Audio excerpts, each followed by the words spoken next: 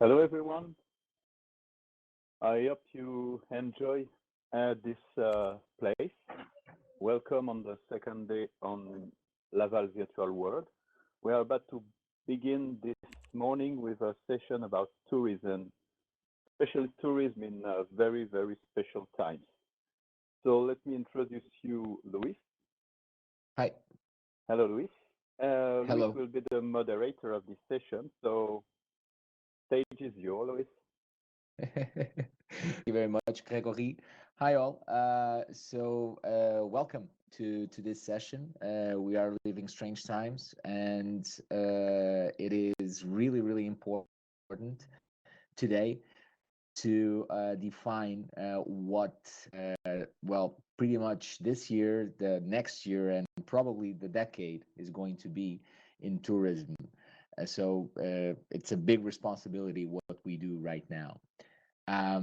So with us today, we will have several speakers that will actually help us do exactly that.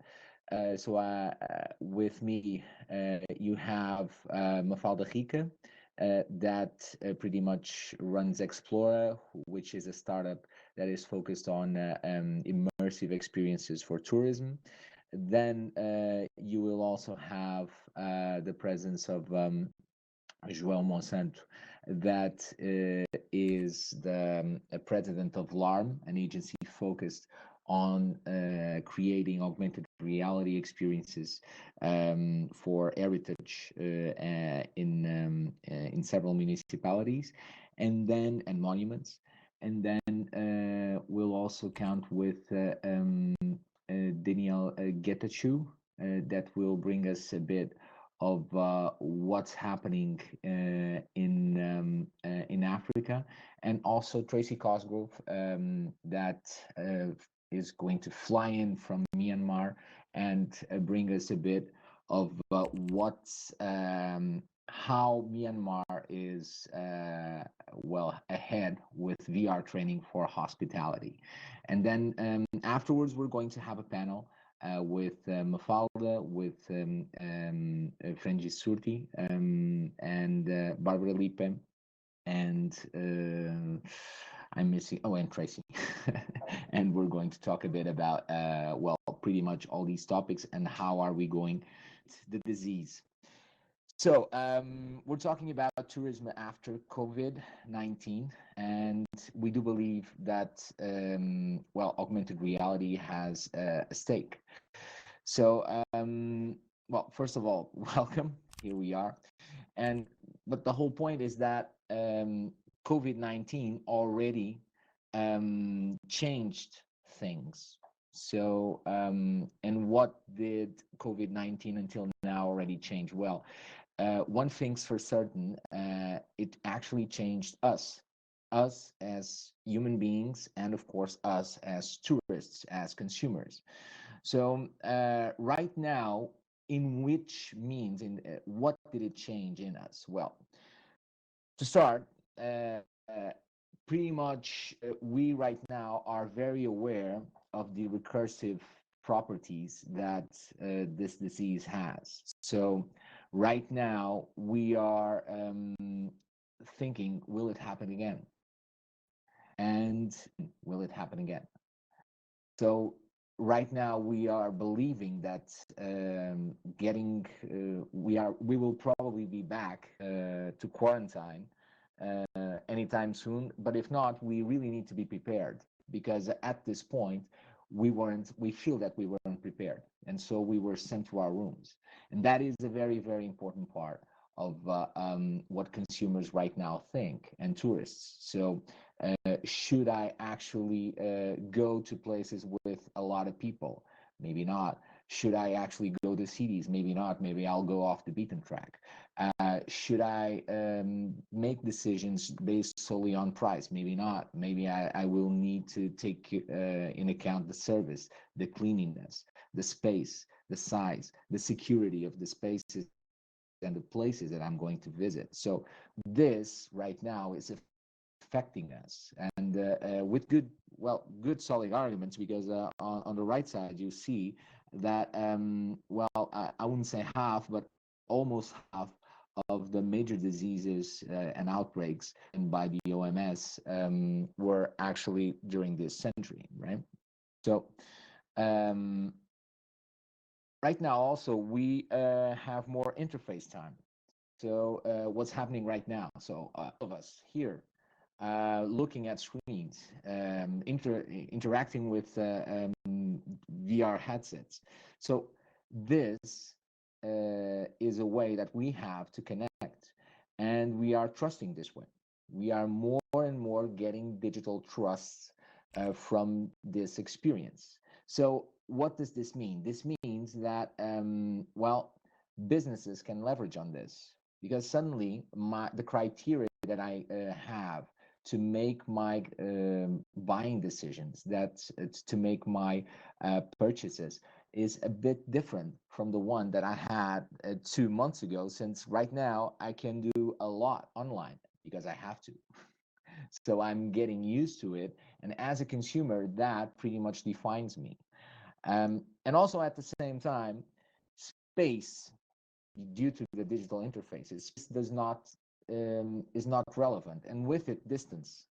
So this means that there's an opportunity for international business, and there's a clear opportunity also, well, for VR and AR, of course. And why VR and AR? Well, getting back to the digital trust and the falling out of places, talking, for instance, about virtual reality and replacing physical reality with a digital one. We're talking about having new spaces to explore, and that is a huge opportunity, I think, for tourism businesses to explore. More than that, augmented reality, by overlaying digital objects on physical reality, it actually changes the meaning of those spaces in our perception as users. So what does this mean? This means that suddenly I can, through the power of this technology, change my experience and actually allow me to have in the same space very different experiences for also very different users. So the bespoke experiences, well, and can leverage this digital trust that we were just talking. And pretty much what we're talking about in augmented reality experiences and virtual reality experiences are improved screens, are necessarily also improved digital trust, in the sense that these improved screens provide, or these improved experience provides us with a better interaction with the spaces, with the objects, and necessarily also these spaces have also new rules. So this also needs to be talked about. So how do people communicate here? What is the etiquette of communicating in spaces like VR, in spaces like well, pretty much the online areas that we're working on? And more than that, how is that going to be amplified by a new infrastructure that is right now being implemented? I think a lot. So pretty much today, what we're going to talk about is, well, we're going to talk about hologram tours. We're going to talk about how the VR worlds can be explored, and how these businesses can be pushed forward. Yeah, and pretty much how you can have like remote tourist guides that pretty much allow for users to have tours, but probably not getting the tour guide, the physical tour guide with you. And I think that, for instance, that is going to be a really big thing. It's going to be on the rise, clearly, due to the COVID outbreak. Yeah, tourism is right now already changing. That's pretty much the main message I wanted to pass on. Well, for myself right now, well, I work at nextreality.com, and pretty much we are pushing also forward this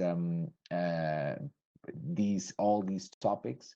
And it's going to be really, really cool to hear also what all our speakers want to or will talk about. Here are pretty much my contacts also if you want to connect and continue a conversation. I do hope that pretty much everything goes swell and that you can keep up with us during this morning. Thank you very much again. And now I will be passing on the stage to Mafalda.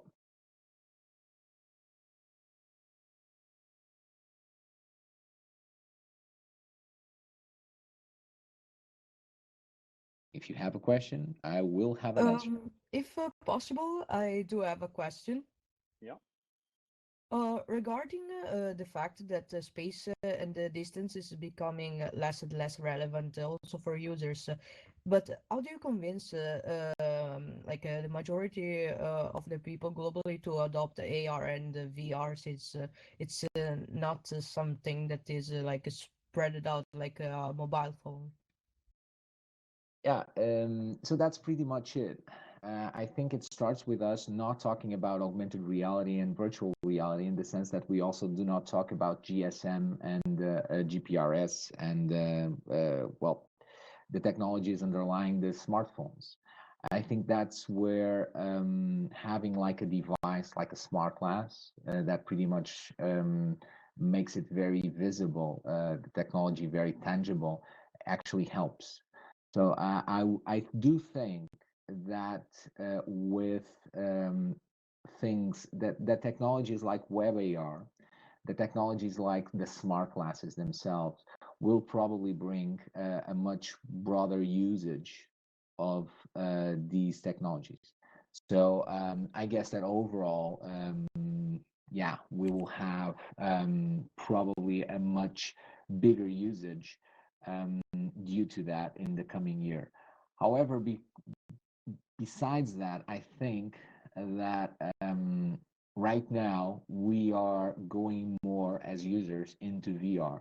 We are going more into AR because we have the time and because especially VR is something that we can do well pretty much at home and it teleports us to other places. So in that sense, I do think that it's more of a matter of us pretty much picking up the torch and well, making it bigger and promote the effects of the technology more than the technology themselves. This, of course, needs to be done by other people rather than the technology themselves. So I do think that 5G will help so because the telcos will be pushing forward the technology and they will be promoting it.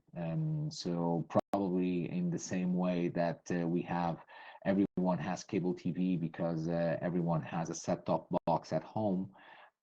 Probably we will have, due to the telcos also, I don't know, maybe VR glasses, maybe AR glasses in our houses because they, well, pretty much picked it up and said that it was a good business.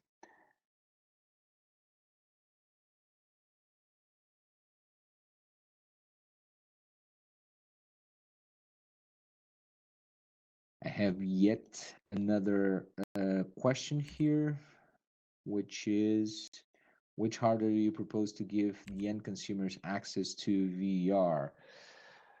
I'm not the best person to answer that, but this is a cool question to put forward to our panel. So yeah, let's see. VR and AR will replace smartphones. It says ProTube VR. That's a bold statement.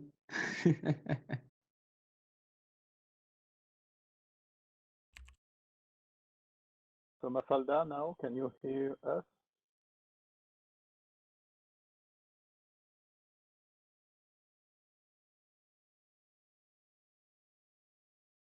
So good morning.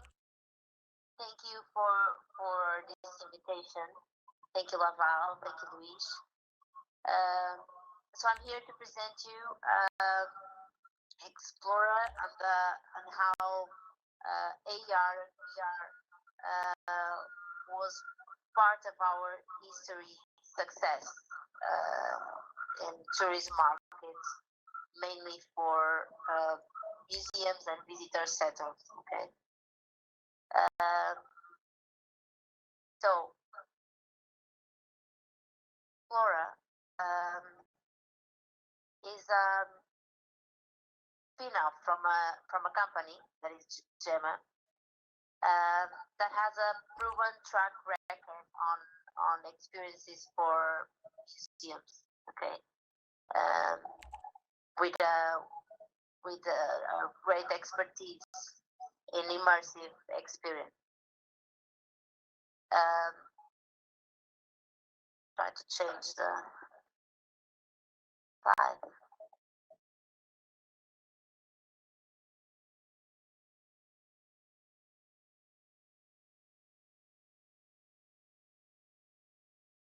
Okay. So why we start with this Explora technology? We're seeing a market where the tourism was growing really fast. AR and VR market was really a growing, valuable market. And then we had lots of examples of museums that were introducing technology, great results on the visitors. Okay. So then we came out with this technology, Explora, that was guiding the visitors through venues in a totally interactive and immersive way. Okay. So what this technology have with a contextualization system that was triggering content from where people are, and then with customized contents to each visitor, to each user, with a rich content of AR and VR to get a better experience, and with a strong storytelling and gamification, we came out with this Explora app. So the thing is that with this solution, we were improving the experience, increasing the dynamism of the visit on a museum, and we were of course adding value to it, and also to the business of each museum, as we are going to get more data from users. Here we have different portfolio examples. Our first great example was on the Benfica Stadium, where we are guiding the visitors through this venue, AR experience with football players, with 360 experiences on inside the stadium.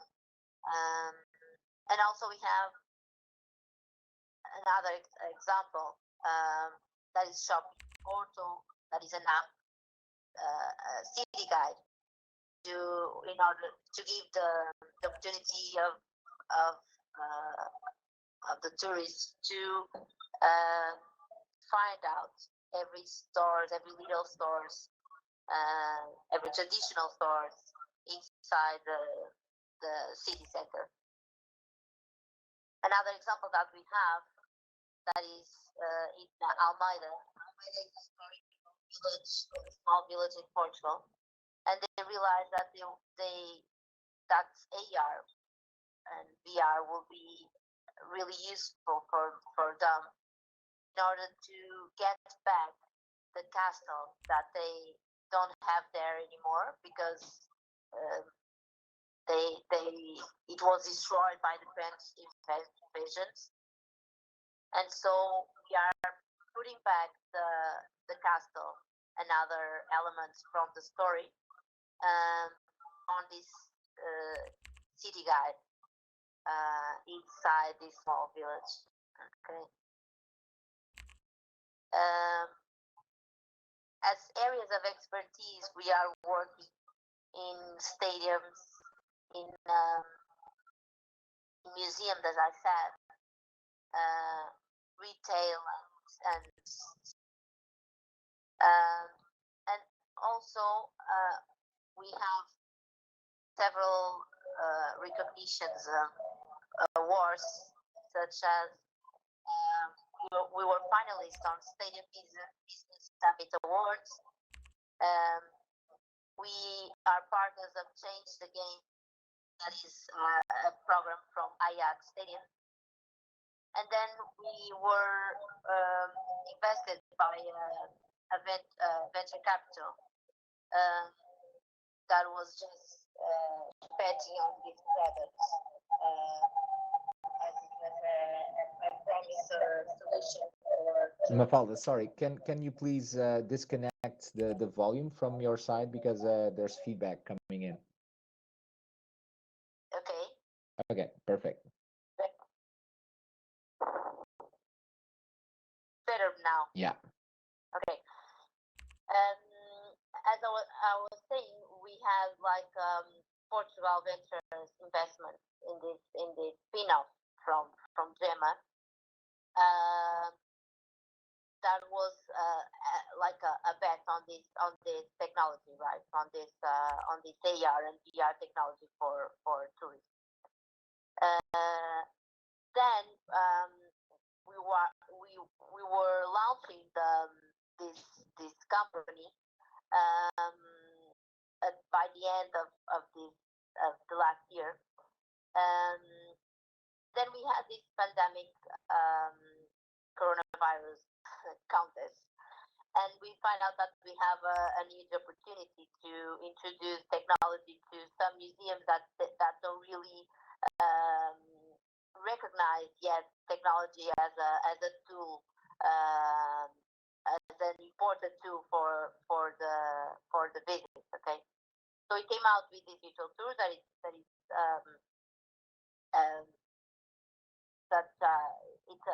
we all hear about a virtual tour. It's not an innovative way of visiting different museums, but here we are heading on some features such as the possibility to interact with the collection, the possibility to have a guide, an avatar guide through this collection or through the museum.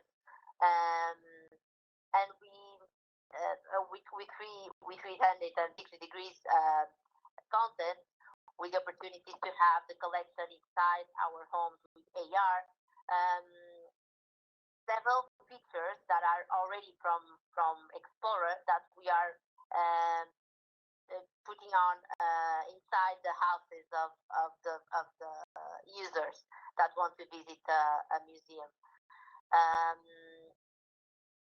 It was a perfect time to introduce Explorer. We thought that we are getting different leads on that.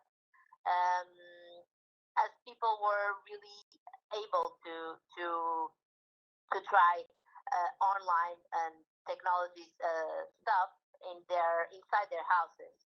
So I don't know if you know, but for example, Louvre website just exploded from 40,000 visitors to 400,000 visitors per day with this contest. Also, the tombs on Egypt just opened their doors virtually, and it was a really recent fact, and it was interesting too, as you see like a really classical museum open up and coming up with the online and with the technology to their visit. and also with British Museum that we have a case of the traffic of their own website that is five times more than what they had before this pandemic contest. So here we had like an easy opportunity to came out with this technology for museums, bringing this technology to the visitors' homes. And here we get the end game to introduce Explorer to the market. So this is pretty much our story.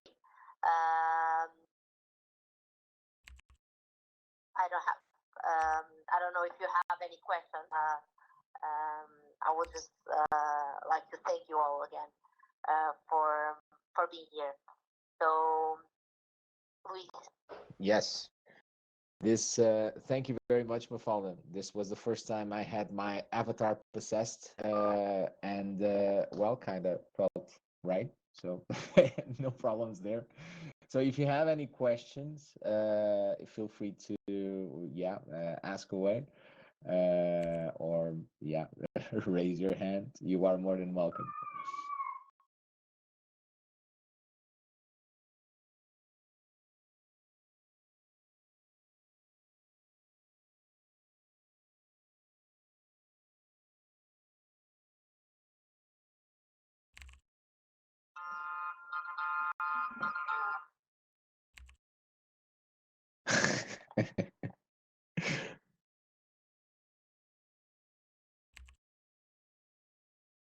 Wait.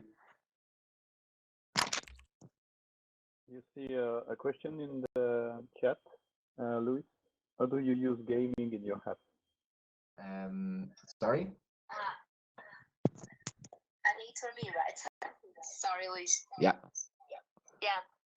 We use gamification to engage the visitors through the experience of a museum or a city or a visitor center, like having different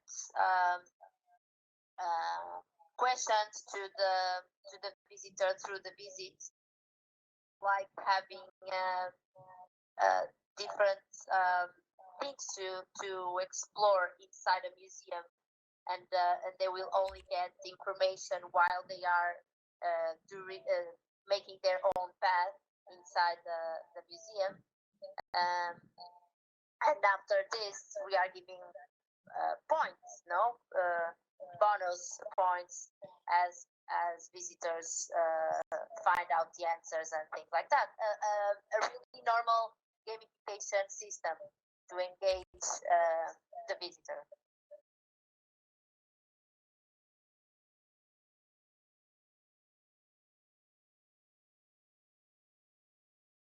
Yes, I have here a question. If the visitor can put. Sorry, Mafalda, can you disconnect the volume because it's giving feedback again? Sorry.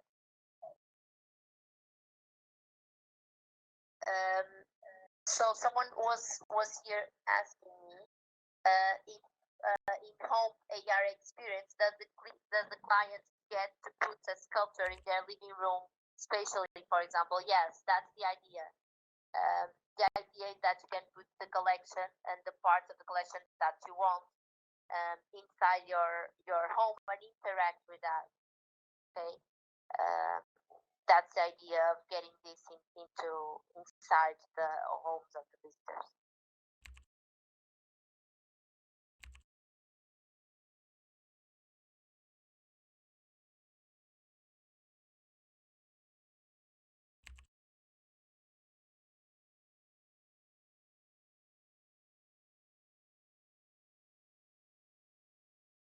I don't know if you have any more questions.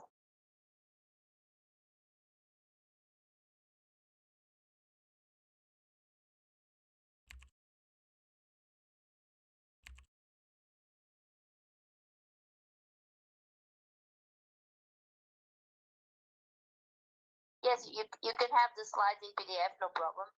what kind of hardware can we use? We can use our own smartphones.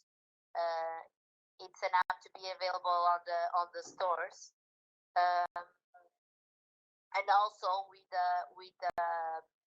have some clients that want to, like museums that want to have their own tablets, for example, in order to rent as a normal audio guide.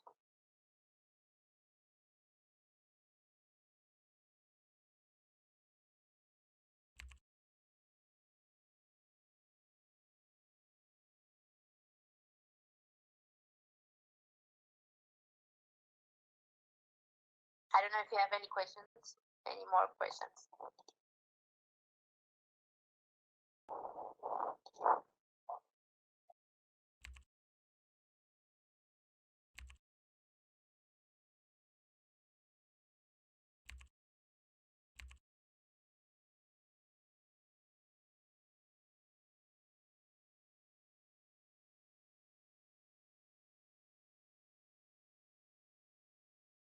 About shops and malls.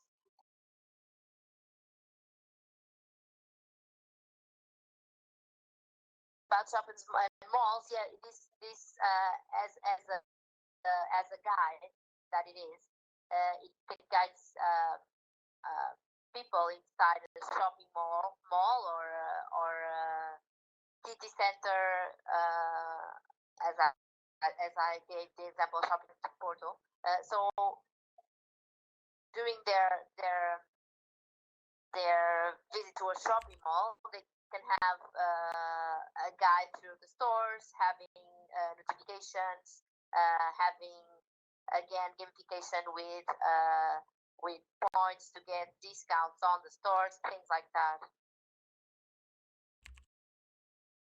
The experience with a tablet would be much the same as in a smartphone.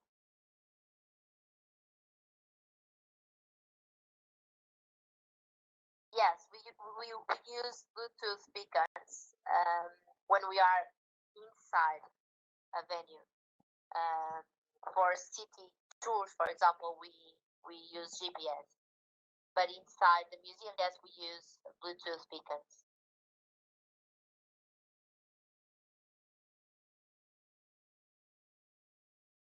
The last two questions.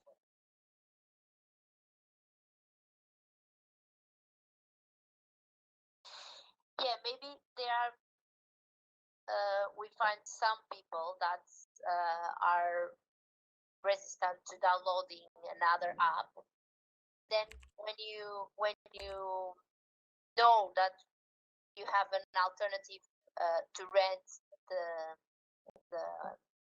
tablet solution, and also when you user know that with this gamification system you can have the opportunity to have more entertainments and more opportunities to visit the museum and with discounts and buying things on the store with discounts through this gamification system. I think you have here an incentive to download it. Perfect. Mafalda, thank you very much for this. Everyone can actually connect directly with Mafalda.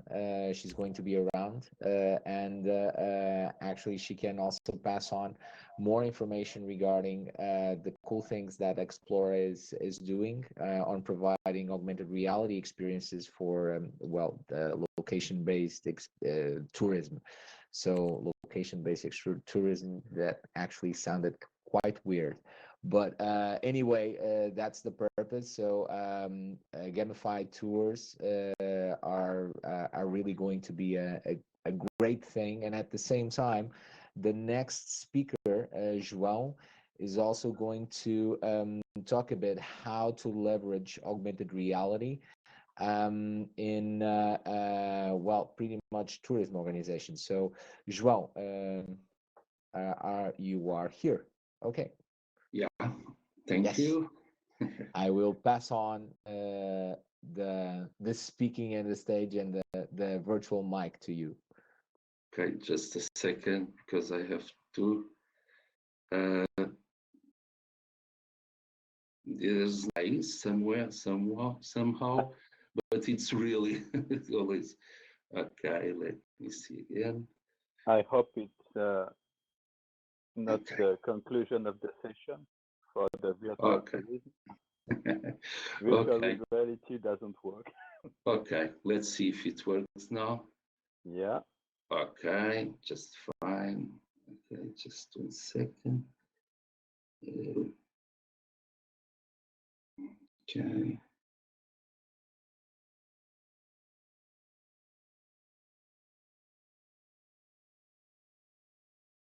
Okay, let me see. Okay, again, perfect. If you want to download, perfect. If not, okay, the same way. First of all, let me. Now that it's not moving.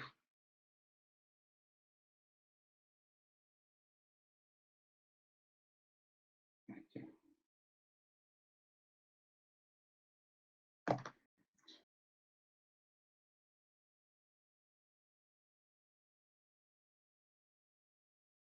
Okay.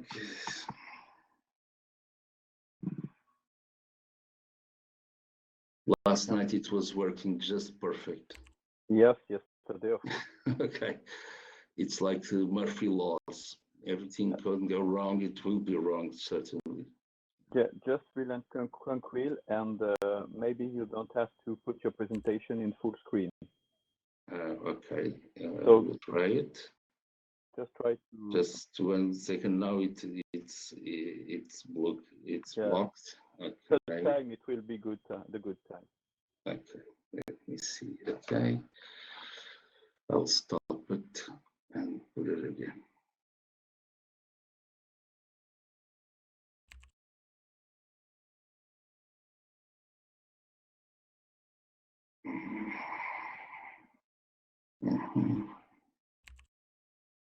To appear to be here. Okay.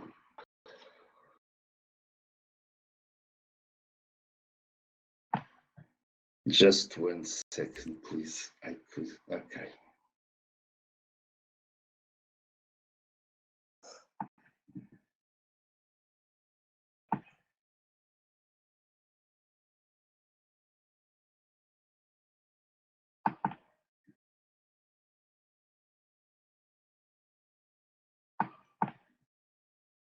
Okay.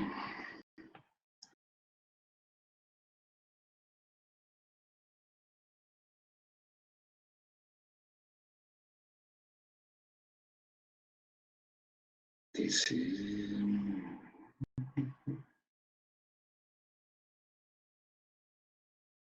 As you have, as we have 1 minute, you can take a cup of coffee at the yes, okay. of the just... room. Okay.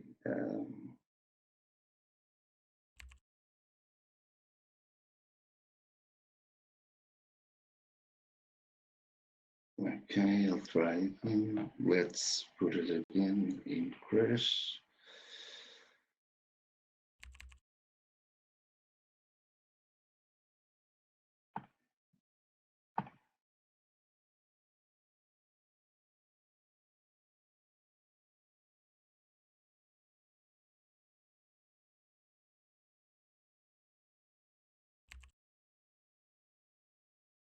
Okay. Okay, here we are again. We see your screen. Just put your presentation and don't go in full screen. Okay, I'm not in full screen. It's good. It's good? Okay. Yeah, we see your screen. It's not perfect, but I think if in the room you can use a screen zoom and the main screen, everyone will see the presentation. Okay, the screen zoom. Okay, it's not working very well, really. I don't know why. We block it again. Why?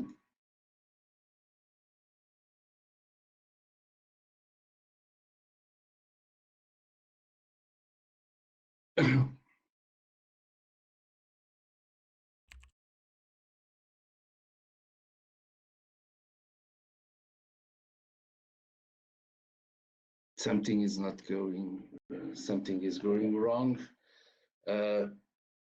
So maybe João, we can do like a small talk regarding pretty much your experience. So and let's do maybe a fireside chat. Would that be okay? Okay, perfect. Okay, perfect. Okay. Because I am pretty. I have been keeping up with what you've been doing. So pretty much you have been creating augmented reality experiences for monuments and also for municipalities.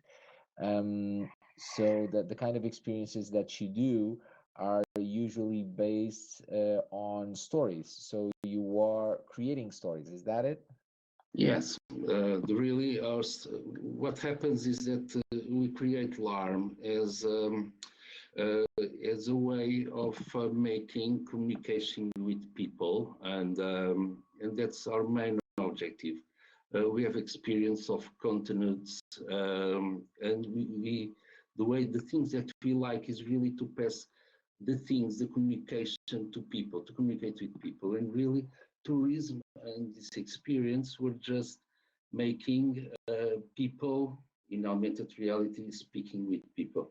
I would have a lot of nice examples to show you how this can be done, and the environments and reconstitutions of places and things. And that's the magic of augmented reality. It's really like going to another universe, and that's the feeling. We are not so turned to the technical part or to other parts. We are really focused on making augmented reality interact with people. So that's why we have made so many things for tourist area, where people will go to places and see a statue that speak to him, explain things, the statue itself. Or we rebuilt a Roman camp, or as we have made in Nazaré, we have the famous waves. We just take the thing, the wave is just 1 week a year, is possible to see it, and we make it possible every day. So it's like recreate all the universe.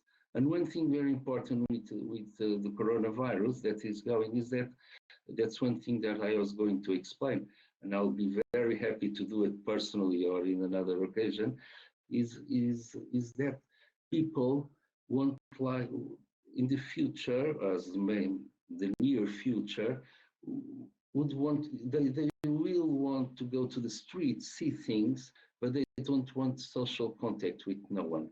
And one of the huge opportunities of augmented reality is because people can do that, can do tourism, culture tourism, see things, see more things that they can see just with their eyes, and they can go anywhere and without social contact. And that's one huge opportunity not for us, but for the responsibles for tourism, to use augmented reality to make a new offer to everybody. And that's one huge thing. And I'm sorry again for not having the presentation to show you, but it's really very, very interesting, that point of view. Another thing is that, okay, now we stay at home, we are confined to our houses, we don't really have reality to augment it. That's true, but we can use some way to do it. And another thing that I was going to show in the presentation, the reasons for download the app that I referred, was really that you use your screen, your PC screen or your computer or your TV screen, just to use it as as a reality. You can put there, imagine a chapel, and then you can put a Catholic mass with templaries or something inside it and go, including he peels out the computer and it gets all around in your room or in your dining room and or wherever, or your office, and you really can go to another universe, even stay in your home as we all are at this moment. I hope that we are all staying at our home. This is really two things that this crisis can be opportunities to augmented reality, but more than that, to people walk in other universe. Don't lose anything, just win things. And okay, that's one thing that we use. We make a lot of experience. We have some, okay, more than a dozen apps in tourism area, and that's always our main objective. Is people take a mobile phone in his hand and they walk for a new universe, and that is a magic thing. Yeah, it's absolutely incredible what you can do. The examples I'll show you later. I'm sure you believe me that it's really magic. Yeah. So for the people that just entered, so there was a technical issue, so we can actually do the presentation with the slides, but João will be more than welcome to pass on that presentation to whoever contacts him directly. So pretty much from what I understand, the stories that you create, João, are also based not just on 3D models, but also on chroma key videos. So pretty much you also have actors, and you also have well, stories being produced and then overlaid on top of well, the physical places. Is that correct? Yes, absolutely. You don't need to make 3D models every time, including technical. In most of in some places, 3D or 2D is exactly the same. So we film people on chroma. We dress it as the time they were alive in some cases, and then use it to present itself. Imagine that okay, Camões, our Portuguese poet, or William Shakespeare explain things, or Van Gogh, really made by an actor, explain how he paints his famous art picture.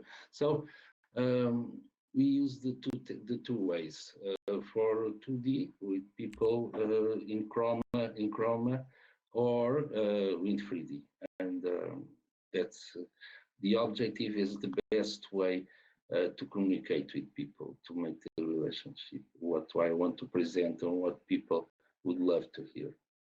Perfect. So now we got 5 minutes to receive some of your questions. So I don't know if anyone has questions regarding well, storytelling with augmented reality and trying to leverage this storytelling to the tourism area.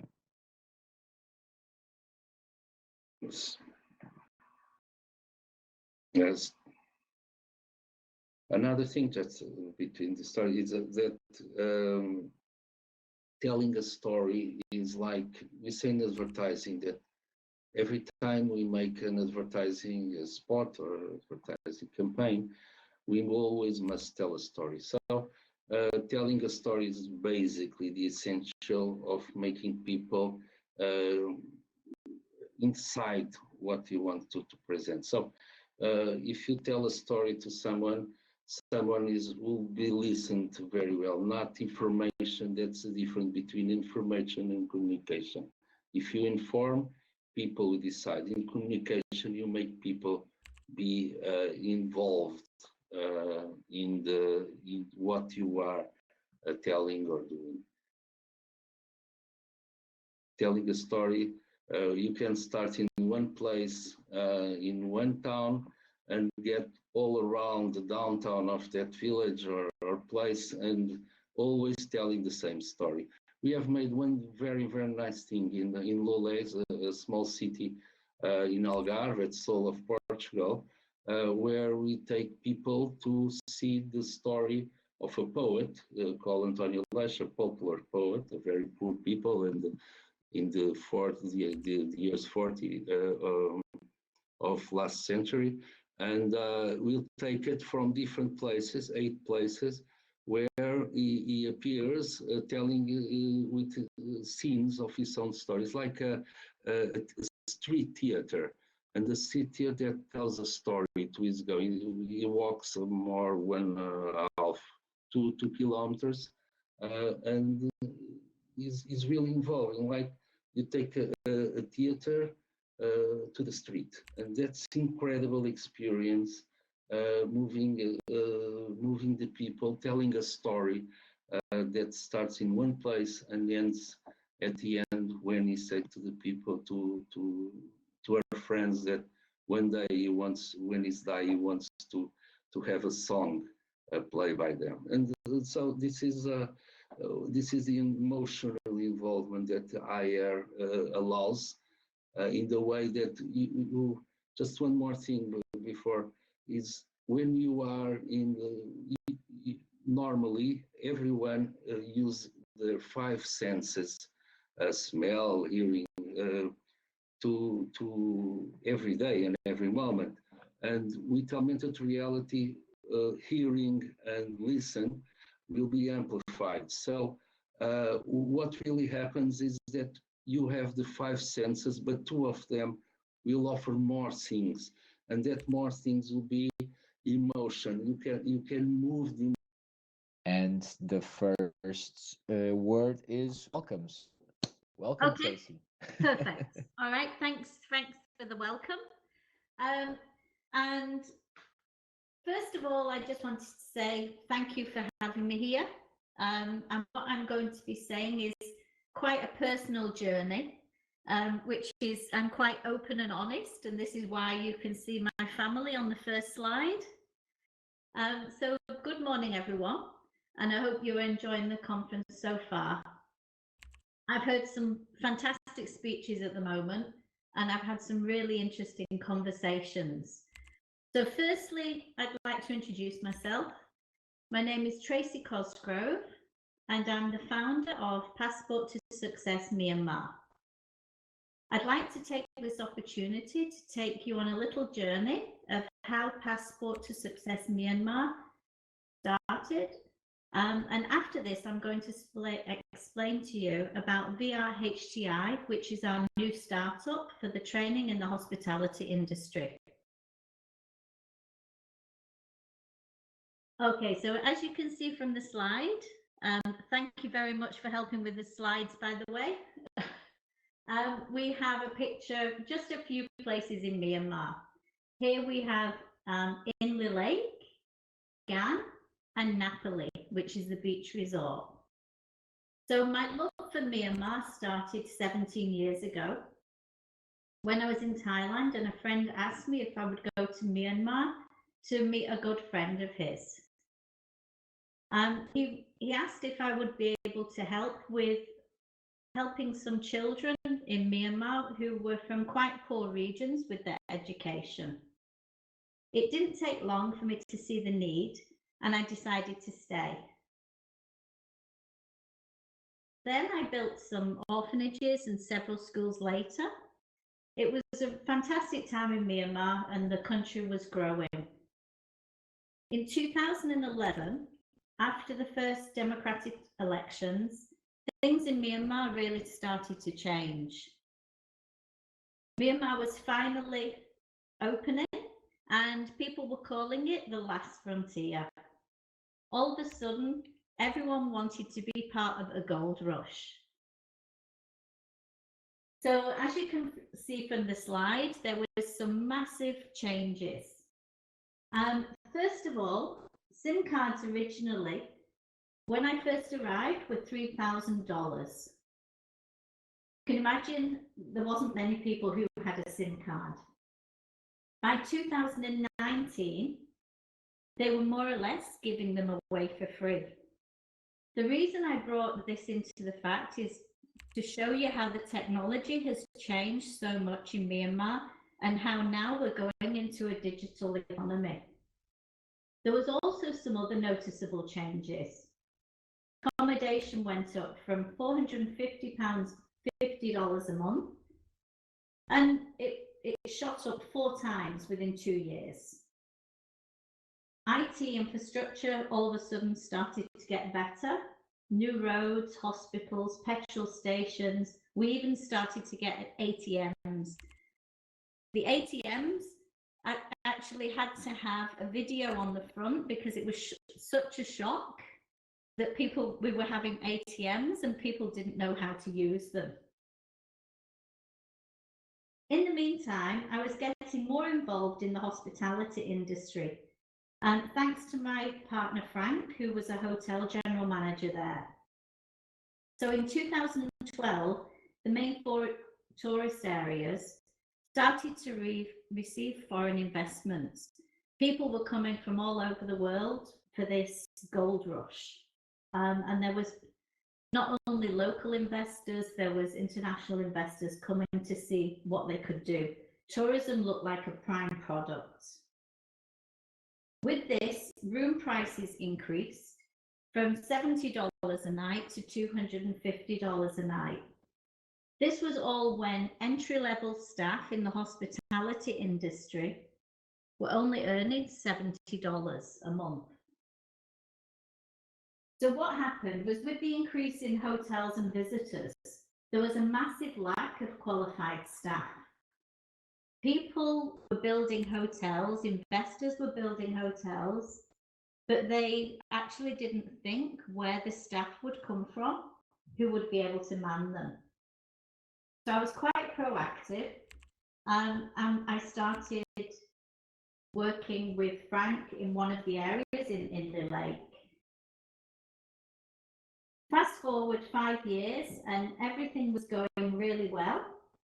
Passport to Success Myanmar was born out of the necessity, which was for hospitality training, once I saw this gap in the market. Then just over the last 7 years, we have seen lots of international hotels arriving. We have Best Western, Hilton, Accor, Melia. With these new hotels, it means more qualified staff. But also what happened was, the more hotels that were coming, many of the semi-qualified staff were getting higher positions by keep jumping hotels, but they actually lacked supervisory skills. So this is where Passport to Success came in. And we were able to train soft skills for the second level after basic hospitality training. So we were able to do the supervisory skills training. In short, Passport to Success has now upskilled over 3,000 staff. And now the most exciting time for me is about to start.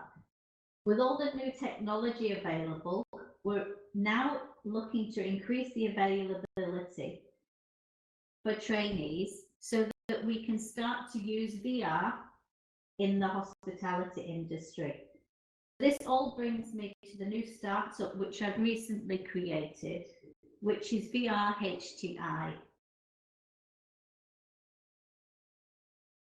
As the above slide mentions, access to the internet. We now have access from mobile phones, etc.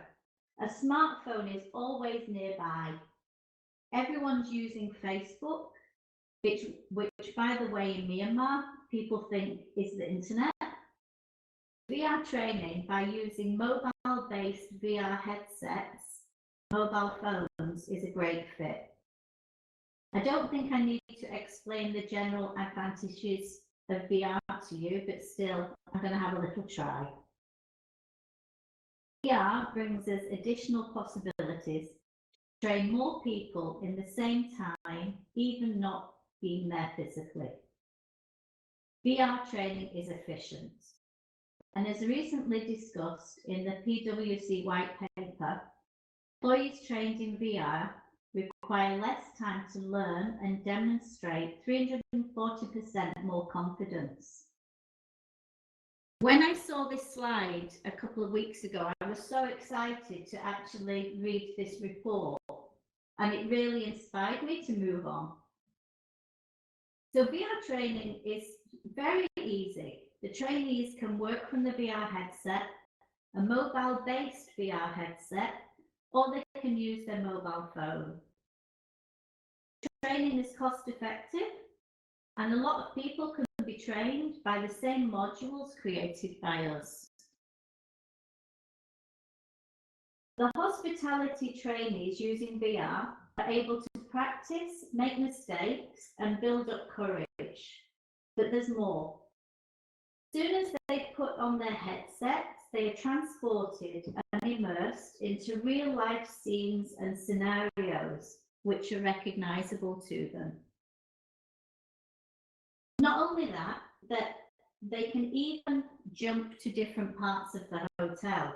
So, for example, a kitchen steward could explore the hotel virtually, access parts of the hotel he normally wouldn't see, which might inspire him to cross-train towards another department.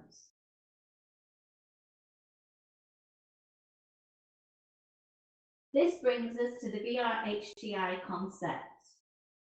Besides the technical part of the job, soft skills are extremely important, and this is one of my main focus areas.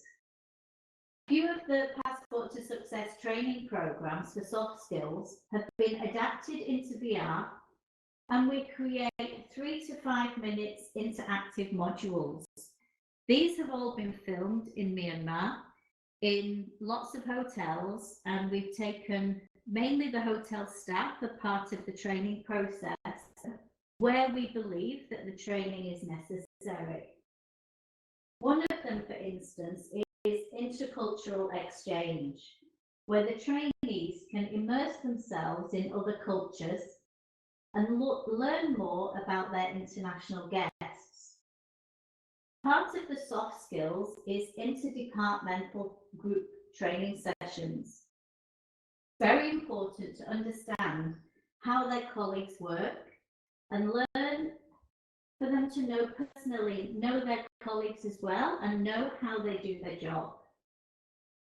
We've used VR for team building also, which always is a very fun session and everyone gets so excited. I'll just give you an example. One group can race against another group. They're given instructions, a bit like defuse the bomb. They go through a 360-degree treasure hunt through a local market, listening to instructions given by their teammates. They have to navigate through the virtual market, picking up and finding clues for the next step. All along the way, they're learning in English, and their listening skills are enhanced, and the understanding of clear communication is fully concreted.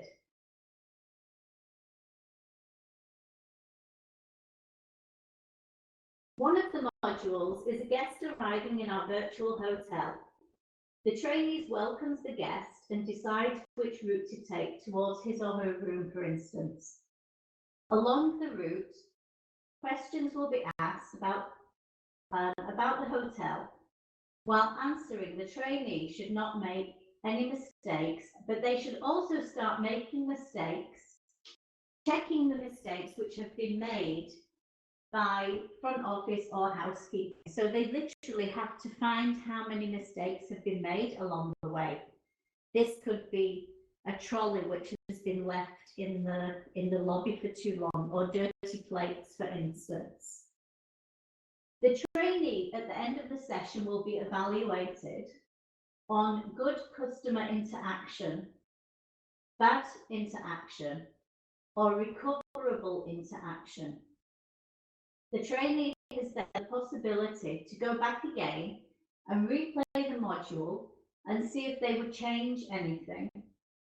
And also they can check if there is any other inconsistencies along the way. This is an extremely important module because it shows them that they can also recover from a bad situation.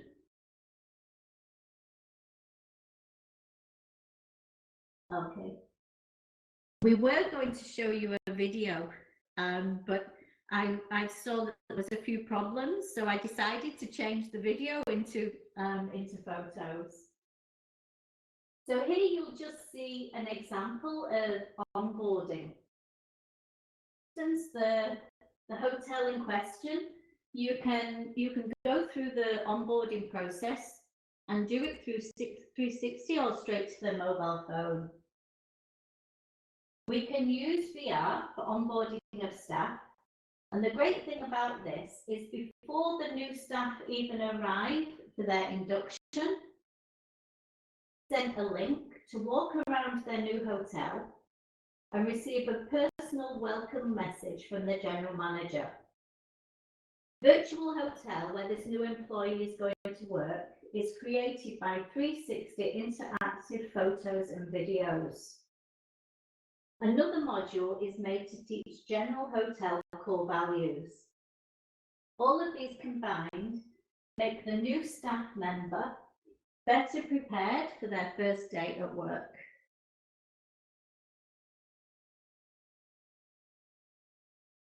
And here's just an example of some of the modules for the hospitality industry. This one I've chosen is housekeeping, but we also have modules for front office, for kitchen. Literally every department are in creation at the moment. A large number of modules have been created and are ready to be used at the moment, and a lot more are being planned. The more we go on, they will become more specialised, and the ultimate aims and visions is to make the training modules not only accessible in Myanmar, but also to a global audience as well. The more real-life scenarios we can produce, the better. Potential for growth in the hospitality sector is phenomenal, with more hotels opening and consequently an increase in training. VRHTI is to offer cost-effective training solutions and enable trainees to take that first step into their future hospitality career. I also see a greater ability to use the likes of AltSpace with their private event facilities, to be able to offer training in hospitality English to a much wider audience by creating an interactive virtual global hospitality training platform where people from all over the world will be able to learn hospitality English. Our modules at VRHTI will be available in a number of different ways. For example, we will be selling them through our bespoke training solutions where we can reach people worldwide. We've partnered with a company who will be able to, people will be able to purchase the modules through an app, or we can deliver skills in a box, which is the VR headsets and the training modules already installed. I hope I've opened up a little bit for you, and thank you for listening, and I'd love to answer any questions you might have. Thank you. Perfect, Tracy. Thank you very much. We already have, yeah.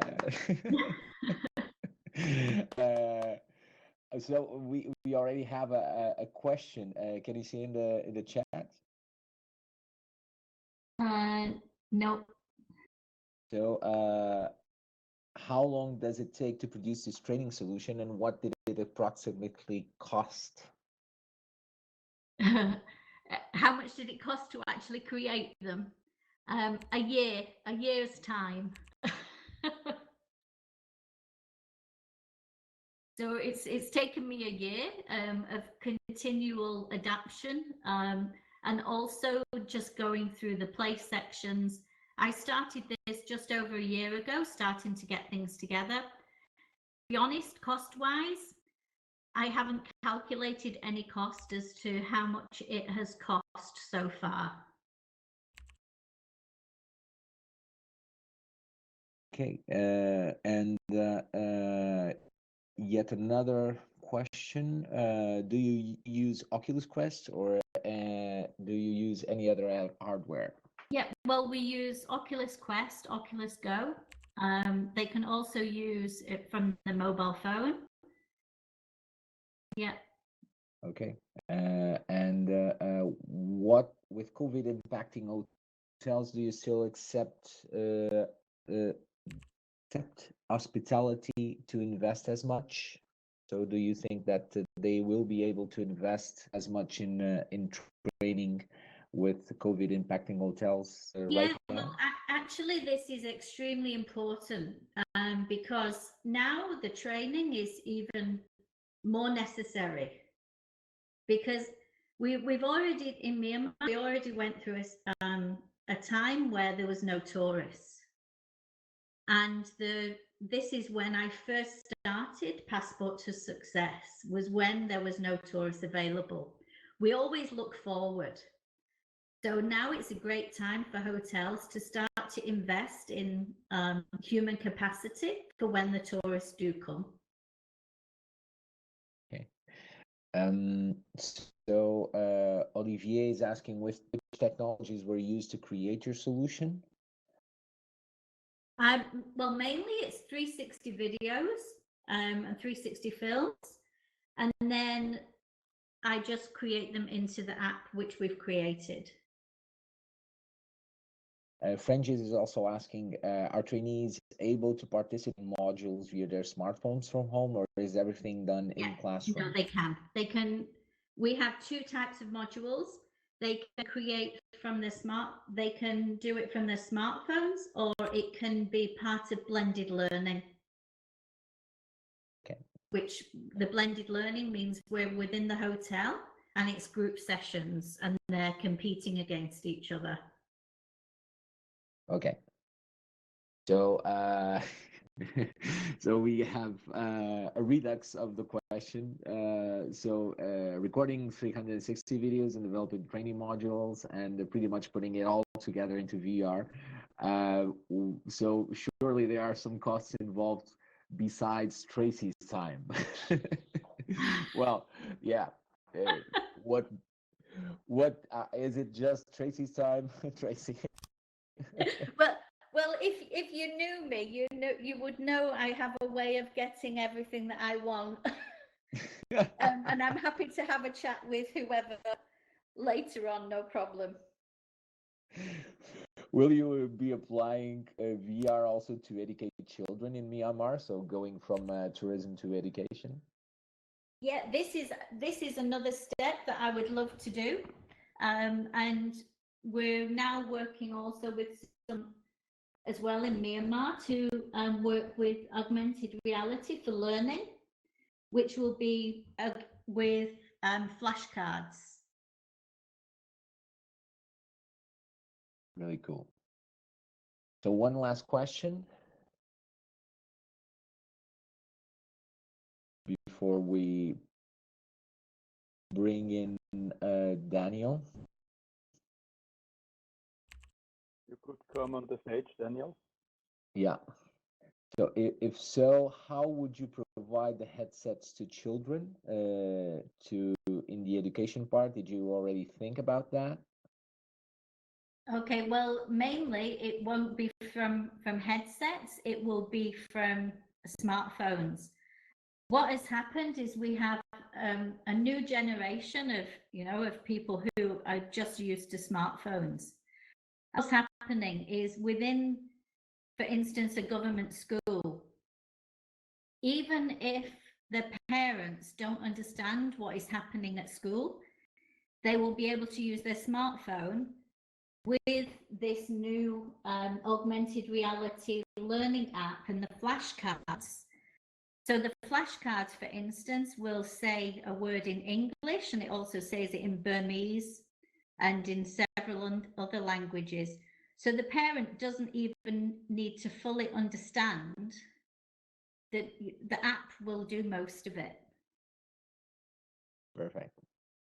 Okay, Belen, you can ask directly to Tracy if she applied to any policy instrument from the Burmese government. because right now we actually need to move on and bring in Daniel. Where is Daniel? Is he? Well, Yeah. I don't. You are perfect. So come up on stage, Tracy. Thank you very much for this. Thanks. And Thank you for your help. And please, anybody ask me questions privately, happy to speak to you. Yeah, Tracy is going to join us also for the panel in half an hour.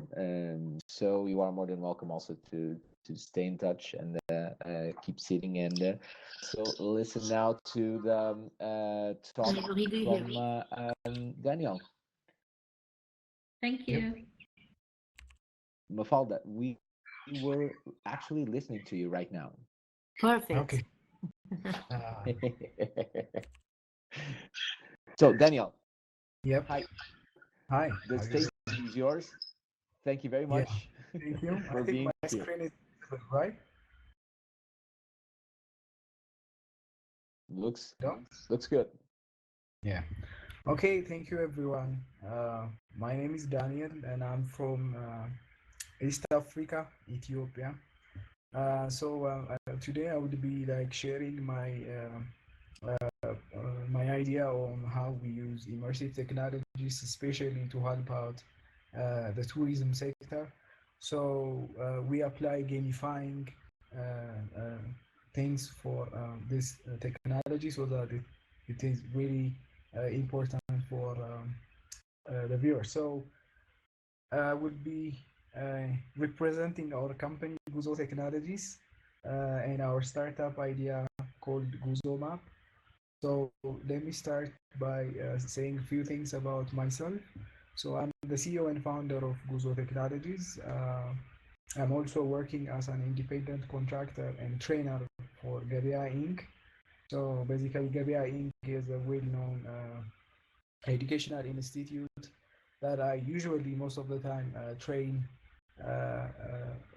web front-end technologies and also IoT for trainees, especially they are based in Africa.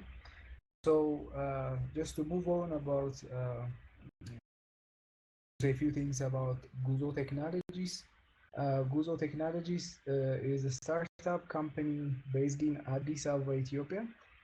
We do AR and VR content design, development, and implementation. So this is what today's topic would be. And we have also an IoT platform and prototyping department, which we mostly develop our own hardwares. But this time we use the IoT platform entirely to hook it with the VR technology so that we have our own XR platform. And the last but not least is the enterprise software design and development part. So Guzomap, so this is our product. So let me just say a few things about Guzo itself. So when we say Guzo, it means travel in Amharic. So when we came up with this name, it lets you like to travel virtually, so that you have a map kind of things and you can just go there and visit those places. So it's all in one photo and video virtual tour platform. This was like almost before I started this company, it was my capstone project while I was in campus. So now it's almost 6 years back. I was doing this project for my university, and so for students who are like who came from different areas of the country to that university, they will have like a prior knowledge of how it looks, how the university looks like, where are like the dorms, the hospitals, the restaurants. They can get easily this kind of information. So after a while, I and my friends came up with this website, having some places. We try to include several hotels and historical destinations. So basically, it lets you like to visit with a 360 panoramic experience it can be a video, it can be a picture with different hotspots, so that you will have a brief information about that place. You can share it on social media. So this was like the start of Guzomap technology. Then after we established our company, almost now it's 8-9 months back, we came up with like, why don't we like modify our platform into an XR instead of like taking pictures. In order to take pictures and put it on website, it needs to be like physically available. That's what we believe. Like when we try to make all those places available on our website, we need to go there, take those pictures, do the stitching. Since we don't have this 360 camera by the time, it was like really hard. But now we came up with like creating the photorealistic scene from the ground up. So the inspiration was the Lion King movie. The entire movie was done in a virtual reality environment. It was having different gaming engines, especially Unreal Engine. So we also used the same technology stack here at our office, and we tried modeling all the famous historical heritage. We need to go get a brief detail about that place, especially the historical background, so we are not messing up some evidence, but it's really hard. So doing such kind of historical sites. So we modeled, do the modeling part on a 3D software. We use Blender for those like tech people out there, and we also use Unreal Engine and develop the entire game for a VR environment. So I think it's hard maybe to play a video from here. I don't want to miss my presentation, but you can check on YouTube by searching like Bakafa's Palace as indicated above. So it's a really interesting project. It was one of our MVP projects as a minimum viable product. We came up with this. You can just grab the file, you can take a tour, you can just navigate to all the places you want. There are like interactions, since it's game, there are interactions, and if there are some historical lessons you need to know by the time when this castle was functioning. So you can take this as a game and play maybe with bow and arrow. You will take some bow and arrow and play with those as a game. So this was the concept behind like recreating everything from the scratch and putting it on a 3D environment. This will give us a chance to include all the heritage sites which are not even physically available right now. Like only 75% of those historical sites are available. Some of them are damaged, some of them are not even having the actual beauty of what it's been before. So this is like we are trying to put 300 and 400 years back, even 1,000 years back history to online. So this really gives us a good opportunity, especially during this COVID. I will come back to the COVID outbreak and its impacts. So the second thing we added this platform is a digital virtual tour guide, or we call her Lucy, since she is famous. It's a well-known name. Lucy is given for the first human-like skeleton found in Afar. So we took the name from that and gave it to our digital assistant. So basically what Lucy does is she's AI enabled. She can know, she can hear us, so that we can give her like some commands or ask her about specifics about that place. So she will take us to all the tour points and also explain how the history. So for the time being, we also included the Google speech engine for this project, which let us like to understand more than 100 different languages instantly to our platform. So anyone from any part of the world, they can just give or ask a question so that Lucy would answer based on her programmed data that is available on our platform. So she will dress up like with the cultural thing that is like she can reflect the place. So if she is like the northern part of our country, the dress will be different. So since Ethiopia consists like more than 80 different nations and nationalities, it's easier for us like to switch her clothes and her different styles based on the places that we are putting online. So visitors will get it like more immersive, and at the same time they can just ask anything they want and take the tour like it was like nothing before like possible as of like the old ways. So these days I will be back to my presentation. The international tourist arrivals is going down, as you can see on the graph. This I got this study from Addis Ababa Hotel Owners Association. They conducted this research. So I'm more focused into the Ethiopian context, but I guess I believe it's the same for all African countries, because now the international tourist arrival is going really bad. As you can see, it's indicating like it's below 0%, which is minus 30%. From what we expect, this is really bad. So especially the tourism sector is now closed. I can say 100% like that.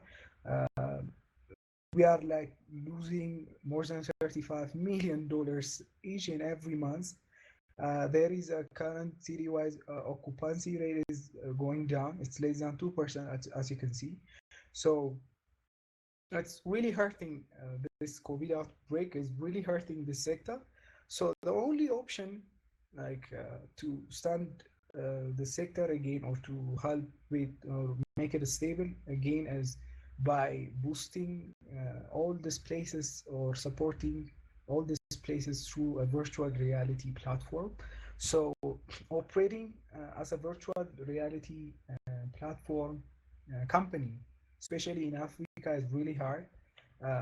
Most of the time, what I face when I do similar presentations, similar conferences, we do have a lot of this in support. We do practice most of these emerging technologies like AI, VR, AR, and also blockchain, but it's really bad when you are looking for investors. But investors, most of the time, our local investors, they are not interested in supporting the sector. But now I think it's really obvious there is no other option to help out this tourism and hospitality industry other than VR and AR platforms in an affordable way.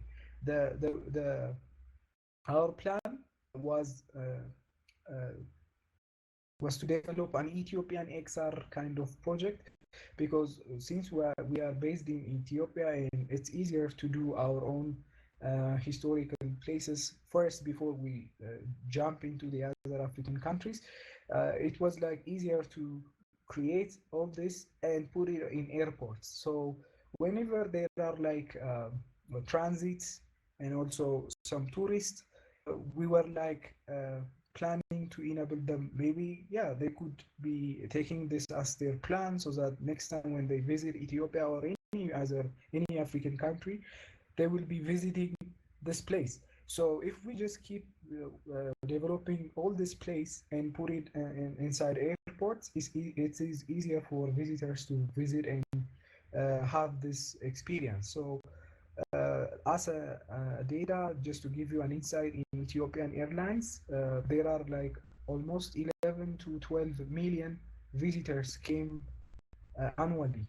So these visitors like are transits. They are not entering Ethiopia, but they are like transit visitors. So if they will be staying here for 3 hours, 5 hours, or it can be 8 hours. So if we just have such kind of platforms placed in our airport, imagine if they pay us like maybe $1 for each 5-minute video tour or a VR experience, you might have a $1 million revenue each year. So for African countries, this means a lot. But now this COVID outbreak, it totally closed the tourism sector, and this is our only option to work on and put it available on market. So one thing to mention regarding the XR platform, since we call it XR because we are also creating our own motion platforms, motion simulator platforms. So one project is we are about to sign off is I'm just giving you an insight. It's based in Lalibela. It's like historical church. So there are like around 11 churches in a single place, and they are all connected with a tunnel. So it's good to have a roller coaster experience with in-house motion platform. So if we just buy this from, for example, China, it might cost us around $3,000 to $20,000. But as a startup company and as an IoT enthusiast as well, we are creating our own motion platform. So it will give us more immersive experience when our visitors tour this. So this was what we've been doing to help out our XR platform. So this is what makes us like to talk more about VR and also this XR in general, XR platform, especially during this outbreak. Most hotels are now closed. So as you can see on the chart, almost 56% of hotels are now closed. And the Addis Ababa Hotels Owners Association survey indicates like almost their 88% of their members are either they are partially decided to close or fully closed their hotels due to this occupancy rates, the low occupancy rates. So we are losing a lot of revenue out of this, and also there is a low rate of having a chance to recover back from this outbreak. But just to make it stable, I think what we are forcing, if there are any African developers on this VR and AR technologies will agree with this idea. There is no other way to put our historical sites, heritage online other than this VR experience. So by making it or by adding some gamified experience on top of this, it will create more immersive and attractive experience to the visitors. So these days, even we are conducting our meeting with a virtual platform. So it's possible to have a similar experience for African heritage. I'm focusing on the African heritage because they are the one which are like behind every other developed country. We get like a very low amount of revenue out of this. So I think this will help out to recover back from this damage. So according to the Oxford Economics research on coronavirus impacts and recovery, they said the 2019 figures of this level international visitor arrivals will take several years as they indicate, but even on the major cities it can be expected in 2021, but will be below 2019 19th figure. So it's really hard to bring back that figure after this coronavirus. So if it lasts maybe this year, probably we might recover it back, but it's really hard for major cities. And if you consider African countries, yeah, definitely it's a really bad thing. So as a startup and with my team, we are really working hard on combining all these technologies as of our own skills to put it online and make as one of our revenue platform to the country. So this model can be even shared with a lot of other African countries. I also got in contact with major VR AR enthusiasts all over Africa. So they got the same ambition on this platform to build up similar platforms on virtual storytelling. Regarding the AR sector, also we are developing a smart book. So probably if you join our YouTube page, we keep posting some of our findings and experiments every time when it's ready. So I'm inviting you like to watch our works. It's hard maybe to showcase it on stage, but if you just join our YouTube page, you can see the roller coaster example, the virtual production taste for storytelling, and also some of our media coverage. So it's easier to understand the platform of Guzomap. Thank you. Perfect. Daniel, thank you very much. If anyone has questions, please put them on the public chat. Thank you very much for all this introduction, Daniel. It's yeah, we're all living pretty much everywhere in the world the impact of COVID-19. So and I think that to get the numbers back to what they were, I think that we need to understand that we're not going to do business as usual anymore because, yeah, things are changing, and because we already changed, our tourism attitude is going to be different. So, yeah, for sure. Jessica is asking if your presentation is available somewhere. Yeah, maybe I can send the link or I will attach it maybe.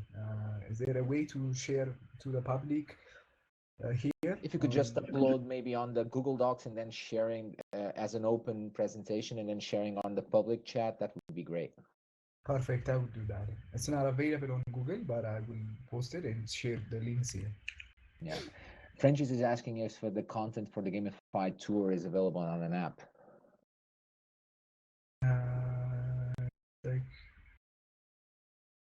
One is the question: is there a content for the gaming part? Yeah, no, it's not available for public use. It's on in-house, and also the project is funded by some government officials, so it's not available for public. But now, after this COVID outbreak, we are planning to release some of the application on Steam VR and Oculus Store. That's our plan. Yeah.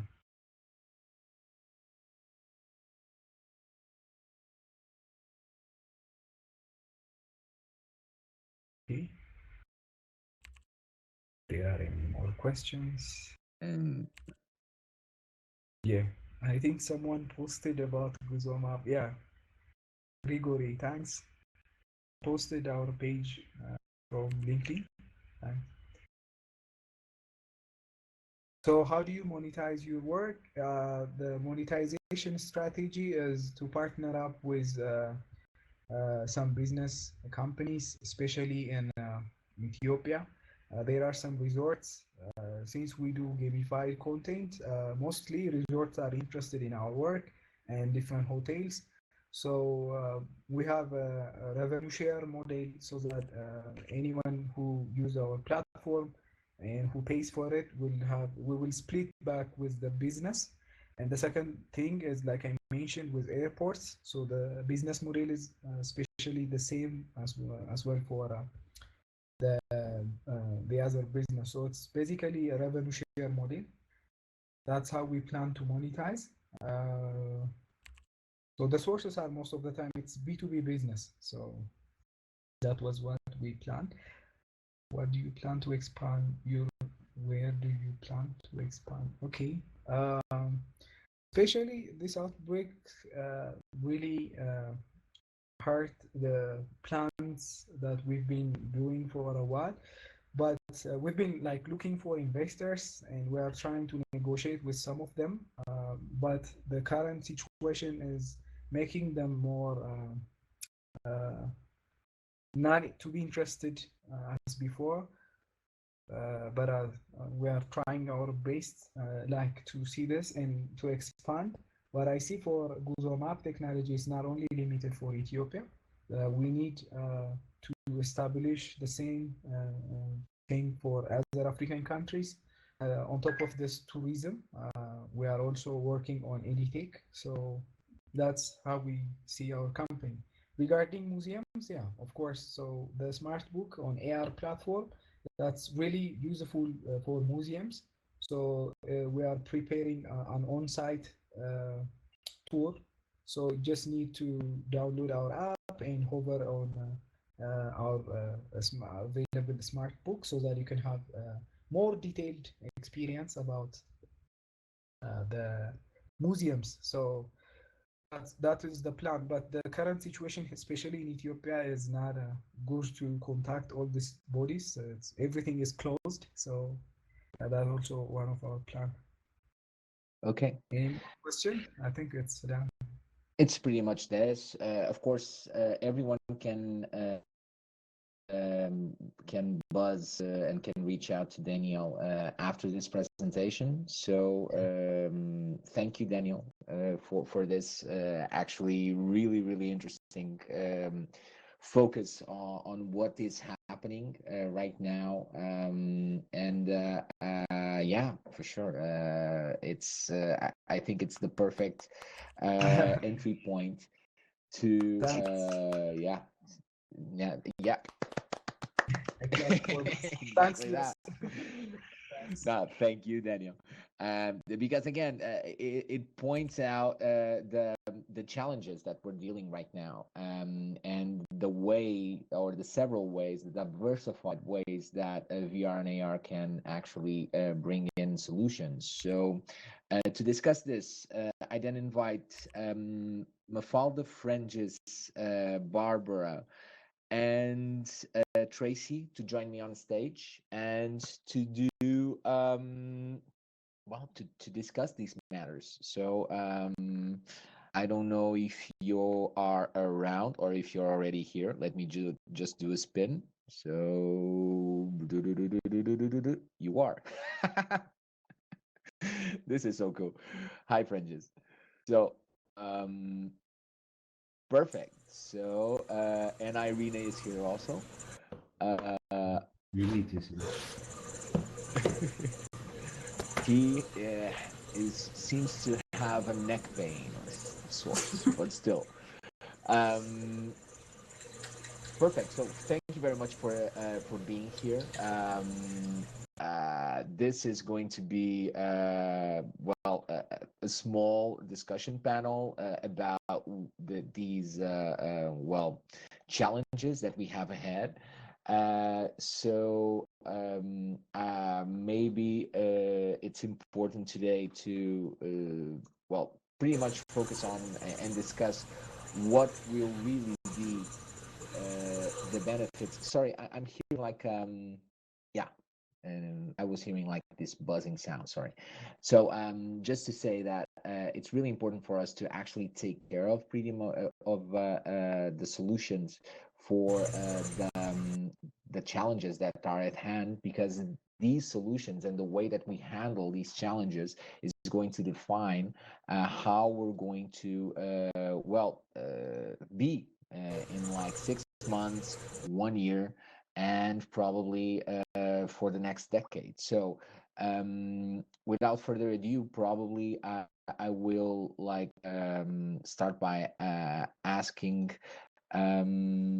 yeah, starting from maybe Frengiz and then going further, I would start by asking So how do you think that VR and AR can actually help solving the challenges at hand with COVID-19?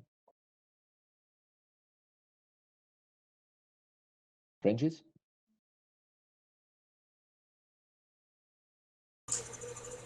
Hi, can you hear me? Yeah, with kind of a buzzing sound on the back, but yes. Okay, I'm just trying to see what I can do to. Is that better? Yeah, but it's cool. Go ahead. That's better? Okay. So in terms of transforming tourism after COVID, I think it's helpful first to think about or define perhaps what we're going to talk about in terms of the period after COVID. It's so hard to predict, but I was thinking perhaps for our conversation to imagine a time 6 months post COVID. And this again isn't a perfect solution, but it might help frame the way we speak about things in terms of imagining all restrictions lifted internationally, where the traveling public has, you know, confidence to get back to some international travel, with understanding that, you know, there will be certain segments that a segment of the traveling public that will be lost or won't travel. So with that as my lens, I do see certain traveler concerns because of COVID that can be eased by using VR and AR. Some of them more of a clear path, and some we could discuss, and I bet there's a lot of different opinions. But in terms of a clear application for VR and AR, I think travelers being able to get information on, you know, the disinfection, the cleanliness, health protocols, and air quality in airplanes, in hotels, even in museums they might want to go to. And, you know, whether that's on an app or someday, you know, in their smart glasses, understanding the status of sort of those basic items. And then in terms of social distancing and experiencing cultural or, you know, museum or other types of in-destinations, the 100% self-guided, you know, augmented reality tours, to the speaking, kind of thinking about what X-PLORA is doing, and Mafalda's company and Joao's company at Nest, those types of experiences where, you know, with 100% self-guided historic tour, you could enjoy augmented or virtual reality experiences and also control the distance that you have with, you know, other people. There's a couple of other things we could circle back to, including virtual tourism and virtual citizenship. But I'll let the other panelists also chime in. Okay. Tracy, taking what Frengiz just said into account, and being that we will be probably focusing on cleanliness and keeping a distance with other human beings while visiting other places, what do you think, how do you think that VR and AR can actually help bring up tourism after COVID-19?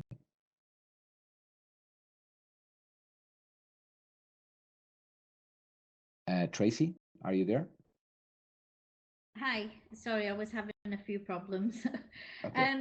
Well, I'm actually going to look at it in two different ways. One thing is the training aspect of it.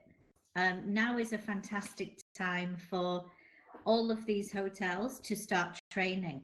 You know, many of the staff are still being paid, even if it's 50 to 80% of their salary.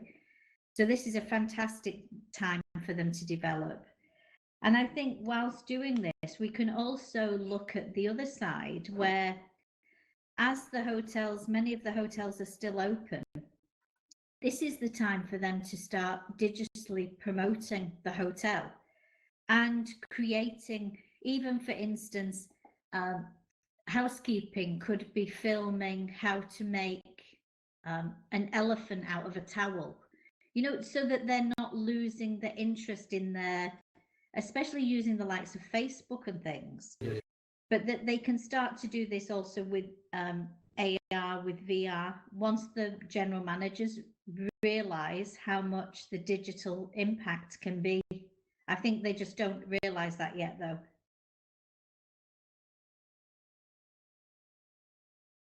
Tracy? Hi, yeah. We lost you. Oh, yeah, Now I'm having a few problems. Can you hear me now? Yes. Okay. So I think there's a couple of ways that we can look at it, but mainly I think it's in a positive way, and all of a sudden the digital economy is going to increase more than it did before. Okay. Barbara, what do you think about how VR and AR can help tourism, especially well, with your experience of location-based applications? Hey there. Hi, Luis. Can you hear me well? Perfectly, loud and clear. Perfect. Thank you so much for putting this amazing panel together. It's a big honor to be here in Laval Virtual, and thanks for the question. Well, it has been, of course, a very crazy time, strange days to talk in sci-fi terms for everything location-based and destination or attraction-based, where people come together to enjoy certain experiences together. So this is a great example here at Laval Virtual, in this virtual world, how it could be to experience something that normally people were looking forward to travel to and enjoy the location and socialize with each other. So we see it's possible. It's very different, but we see it's possible. If your business is based on something where people go to enjoy stuff together, like in location-based VR, it's a game changer. It's really difficult at the moment, and like VR attractions, but also cinema chains of having to shut down. It's really crazy times at the moment. So, however, we see that there are different possibilities. There may be more people now access virtual worlds from home, like it was foreshadowed in Ready Player One or in Snow Crash. So they might be more attracted to visit location-based VR location destinations open again. So this could be maybe an interesting implication of this COVID crisis. On the other hand, of course, also the location-based owners, VR location owners, have to rethink and how to survive these hard days at the moment with other strategies. However, I think that now that we are locked at home, our strive to travel again might be fired up, and we are really looking forward to go out and see different places again. Like yesterday, a very good friend of mine was waiting as a patient at the doctor's, and there were TV sets all over to make the patients feel more relaxed.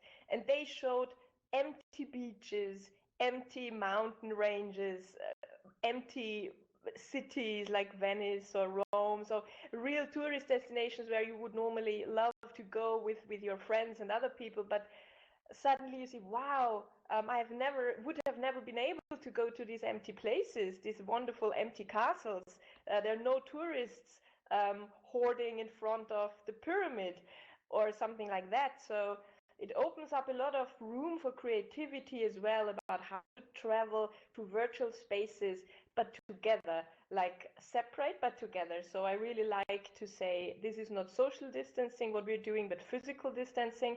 And it's up to us creatives now to think, how can we travel together by not physically being together?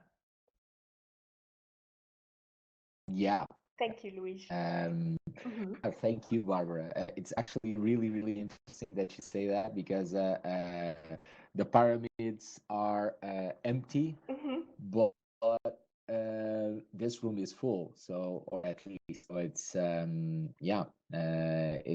it's interesting to get in touch and let that sink in. But Mafalda, are you there? Yes, yes, you hear perfect. So I'm going to ask you exactly the same question, maybe with a twist, because Victoria just was on the public chat asking, what do you think if there should be a local tourism approach? And with your experience, I think it would be interesting to hear what you have to say about how VR benefit local tourism.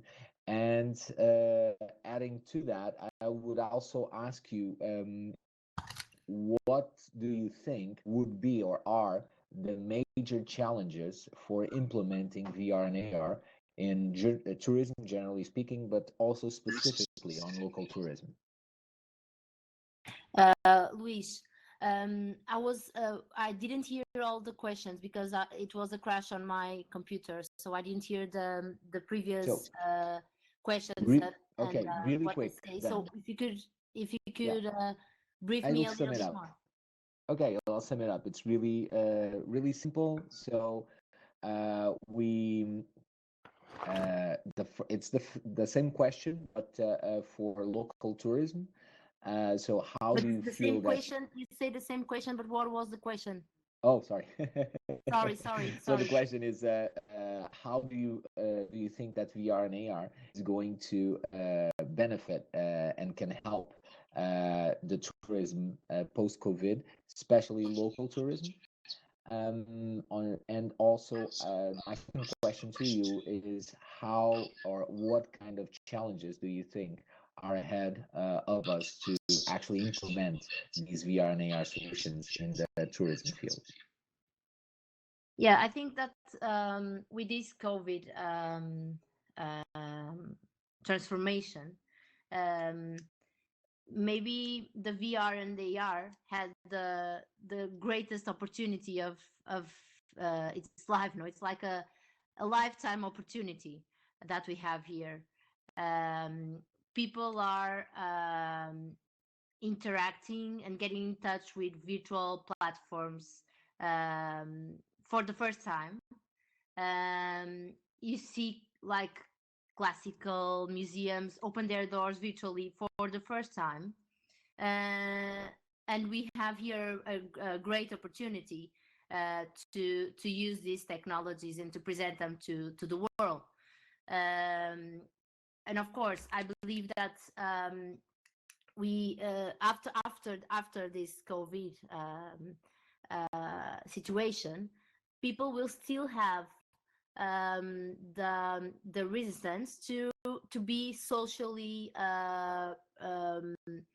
normal in a normal behavior. I mean, they will still keep the social distance. They will still don't want to go to a very crowded place. So maybe like 1 year after this, we are still talking about having virtual experiences. And locally, of course, in our countries. Well, there's a little an information that I saw yesterday about Forbes that is promoting Portugal as the best place to be after COVID. So I think we will have an opportunity to in our country. But besides that, I think that people have never thought about so deeply as in this moment to go to a place that is like in our country, in a virtual way, and interact with that and bringing that to their homes, as in these times that we are living now. So of course that VR and AR will benefit tourism, because it will give these opportunities that are huge. Perfect. And what do you think the main challenges when you speak or when you are talking directly with tourism and tourism agencies like hotels, with the museum caretakers? What do you think the challenges are in implementing these solutions during this COVID? Nowadays we are pretty much cramped up in our houses, so it's it's a bigger challenge. But even afterwards, how can we accelerate the adoption of these VR and AR solutions? Yeah, the thing is that museums are opening their doors virtually and for free, no? And after this, they will have to like switch off this all of these contents that are freely being used, and take a balance between the free content and the paid content.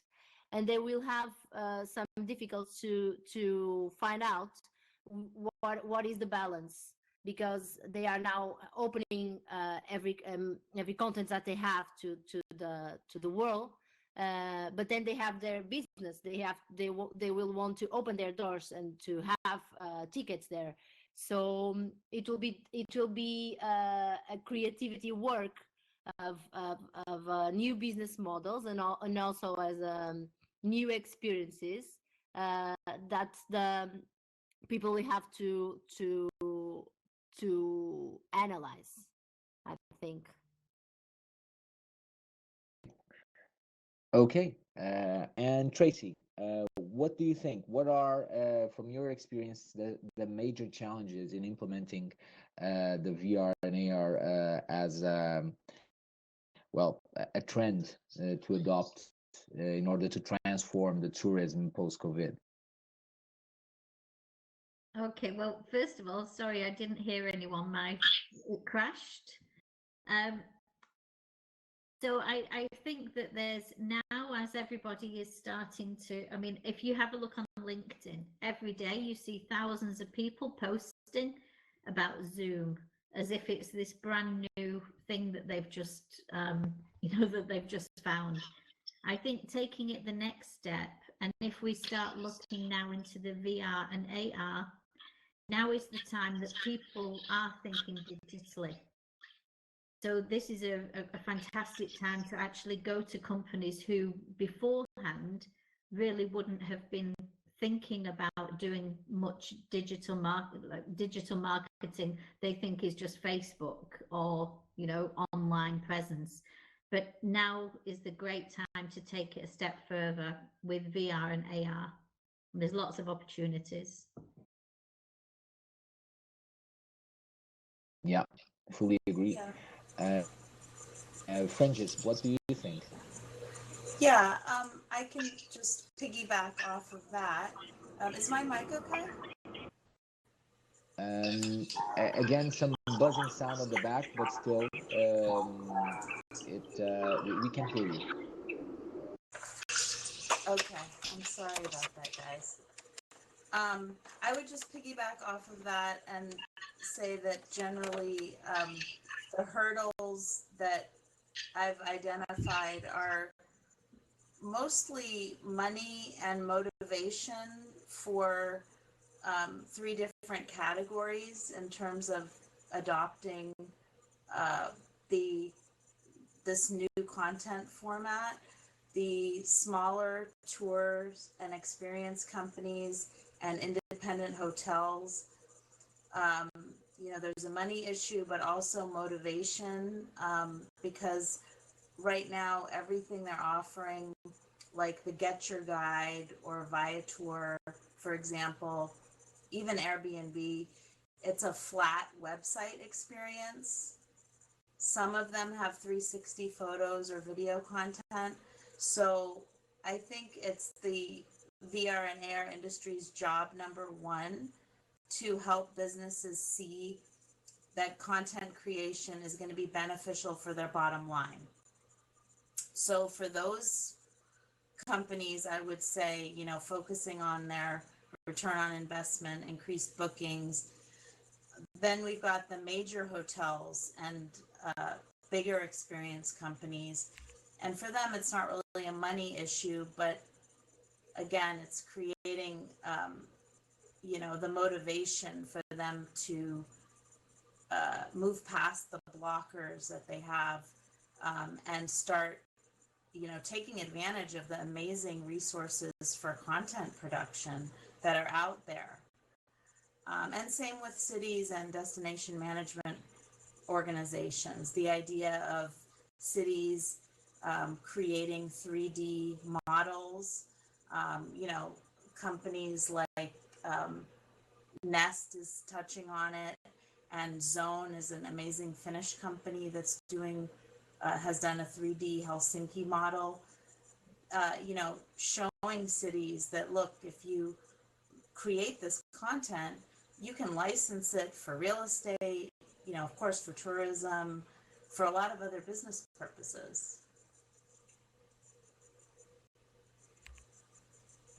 Great. For sure. Those are right now. It was really great that you pointed out some of the large opportunities for tourism businesses to be transformed and to change in a way, also to leverage the opportunities that VR and AR are bringing. So following up on that, Barbara, besides asking you, what do you think the major challenges for a wider VR AR adoption are in the tourism industry? I would also like to ask you, what do you think that trends like, for instance, 5G or smart glasses can add to the game? Well, it's very interesting to be here on this panel because I come somehow from the other side, with location-based VR. So we use VR as a destination. So we are in the same trouble than non-VR tourist destinations at the moment, but we are already using VR. And VR is for us not the reason why more people would come. We have the same problems. We have the social distancing, we have the hygiene, we have high rents in locations. We have all the same problems. It's really interesting. It will be very interesting to see when COVID is over and city tourism will start slowly getting active again.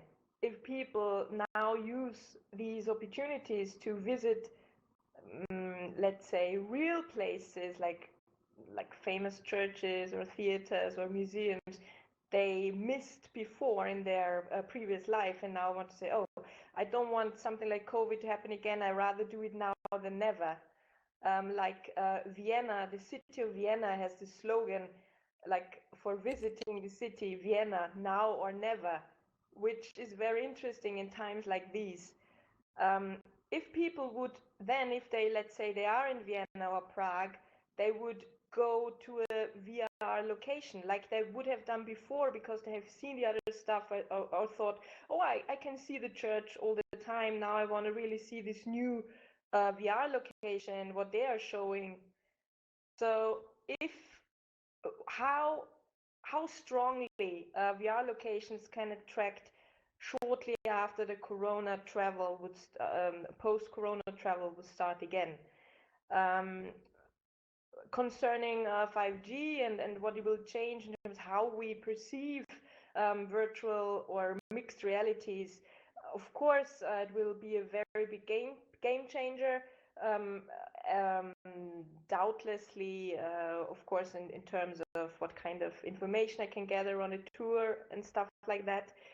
However, I'm really interested in how it will change traveling together again, like the social aspect. The social aspect is the thing that makes location-based VR really interesting and different from non-location-based VR, where you are at home and meet virtually, like we do right now here in Virbella. So physically being together is still the main attraction of going to a location-based VR destination. With 5G, this will not be necessary anymore, maybe. So because we can really meet wherever we are and have the feeling maybe we are in the same room if it really works. So I'm really curious to see what content creators can come up with to make the travel together experience, be it with smart glasses or other devices, a feeling that feels or comes close to the feeling we have now in reality.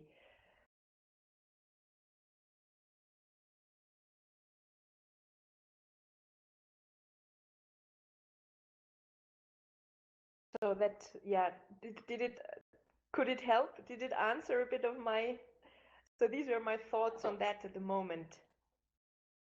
And meanwhile, I had this issue drop, but I'm back. Okay. I So was I'll have, out for a moment, yeah. but I was not at the toilet. Well, but I'm going to I'm going to rely on pretty much everyone else to tell me that. So Tracy, what do you think? Do you think that what do you think about what Barbara just said, and also what do you think about new technologies like again 5G glasses? Web AR, pretty much the AR clouds being created. So how is those going to change the way that we interact and the way that, well, things are going to happen in the coming years?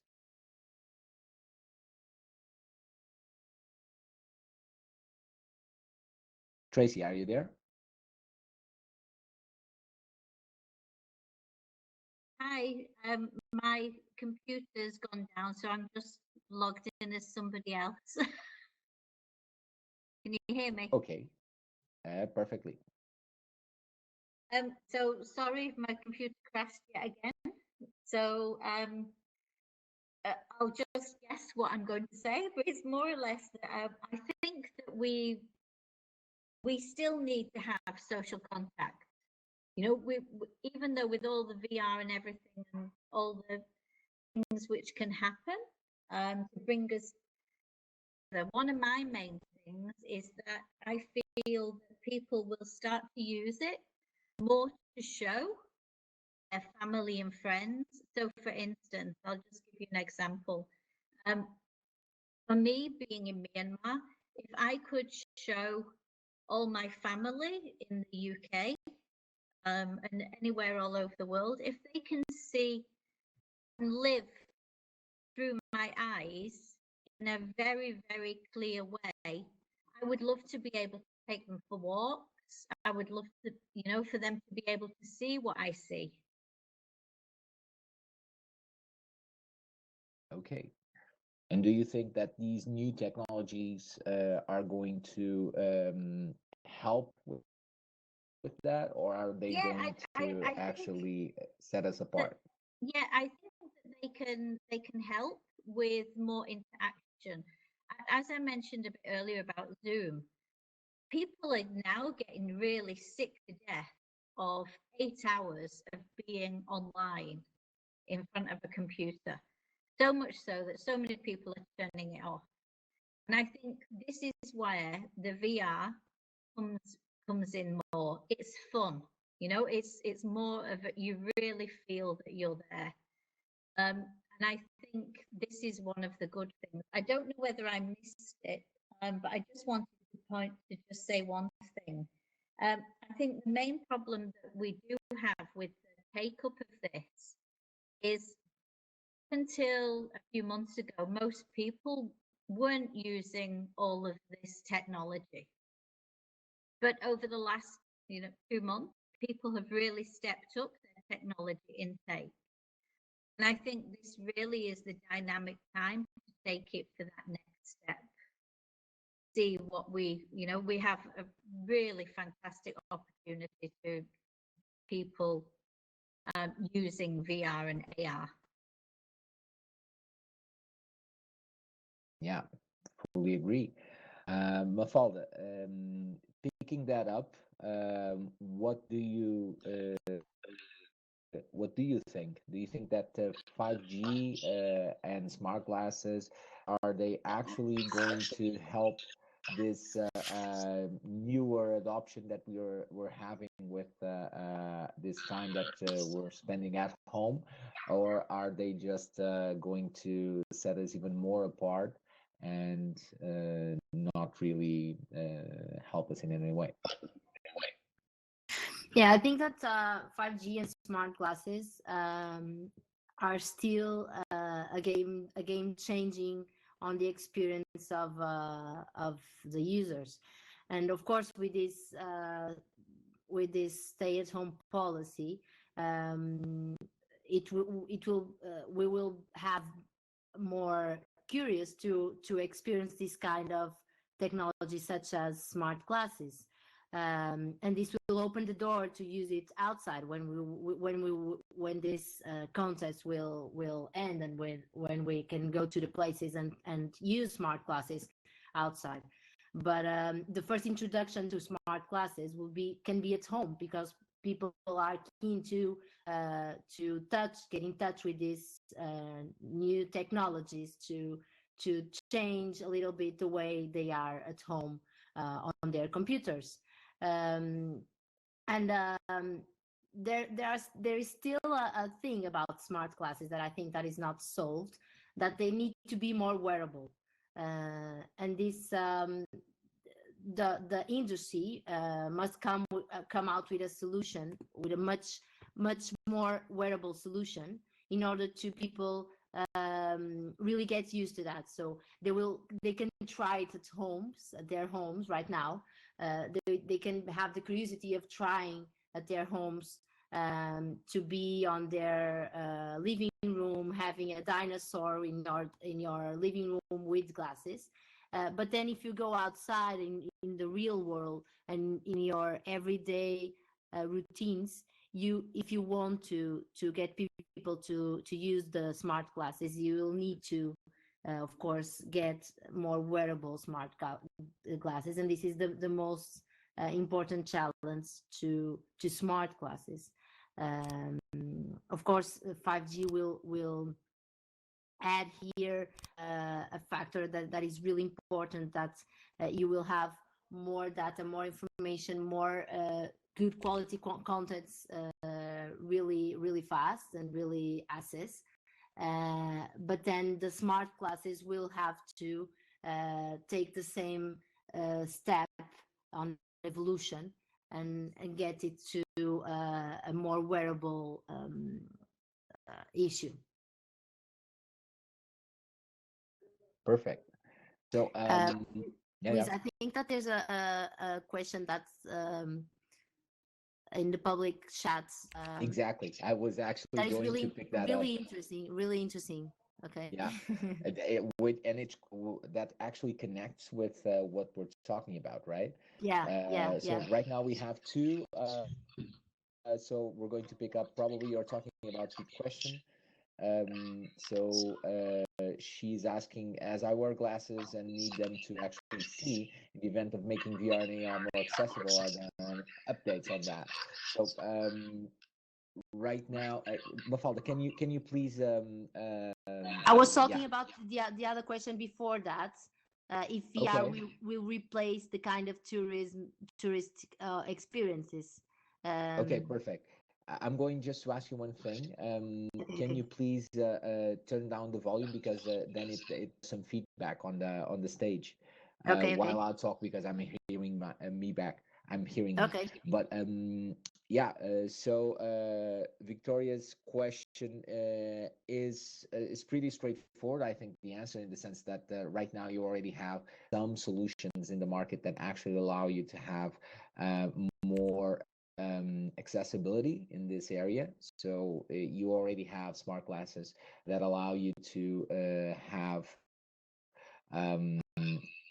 to have your own glasses, reading glasses in there.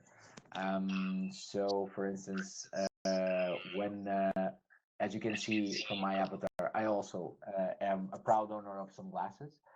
And we can actually, some of the I use HTC, I use Oculus without any kind of hindrance. So it's pretty straightforward. So the other question that Gonçalo shared is, since the most tourism business is already a virtual experience, could VR replace this kind of touristic experience? Mafalda, you were interested in answering this question. Yeah, because I think that is like a perspective that people can have, that is to be afraid of get virtually, and the main venues can have this doubt about what can I do if I give my museum to people virtually, and what can I do if in the world outside there are these man-made places where people can be immersively totally transported to the venues, and what about if people just get used to this and then they don't really like to be there physically? No, I think that I have many clients in my company that really have these doubts, and they don't really want to get totally virtual because they have afraid of being a substitute to the physical experience. But then I realize every day, and with my experience, that people, we are natural born social human beings, and we want to go to museums with our friends or with our family, and this will not be replaced by the VR or AR. And I think that's being inside Capella Sistina, for example, will not be the same of get it virtually.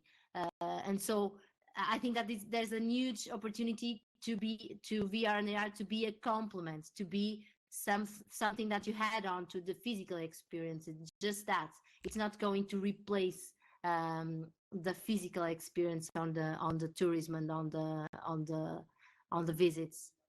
I think it's my opinion. Yeah, for sure. Actually, right now reading a bit of the chat, and just getting back to Victoria's question really quickly. Try, for instance, North. They pretty much have a very straightforward approach to what smart glasses are, and they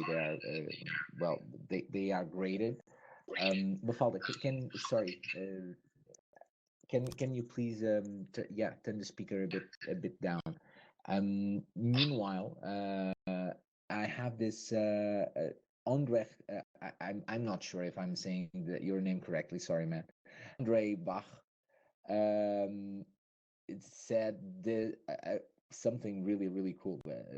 Unreal glasses are going to be the first wearable one, but without the great content, there is no value added, and that's for sure that's something really, really important, because what we're doing right now is actually building up the experiences, building up all of the well, pretty much the content, and of course that hardware and distribution networks are really, really important. But overall, at the end of the day, if there is no great content available, and a large amount of content, then the tool itself is not that well needed. Barbara, since you work with a lot with content, what do you have to say about this? I'm so grateful, Andre. Thanks for mentioning this. All our hardware doesn't mean a thing if there isn't great content. And especially now that Andre posed this question in the chat, I wanted to mention his content studio, Diver, in Prague, anyway, who manages, and this is something amazing. It's one of the very few, I would say maybe the most popular, but the world's most popular VR tourist destination.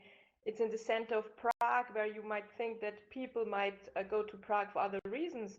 But if they're there already, they also check out DiVR's Golem experience, which is like a legend based on Prague. So you have content that's specifically created for a destination, for a city where people go anyway.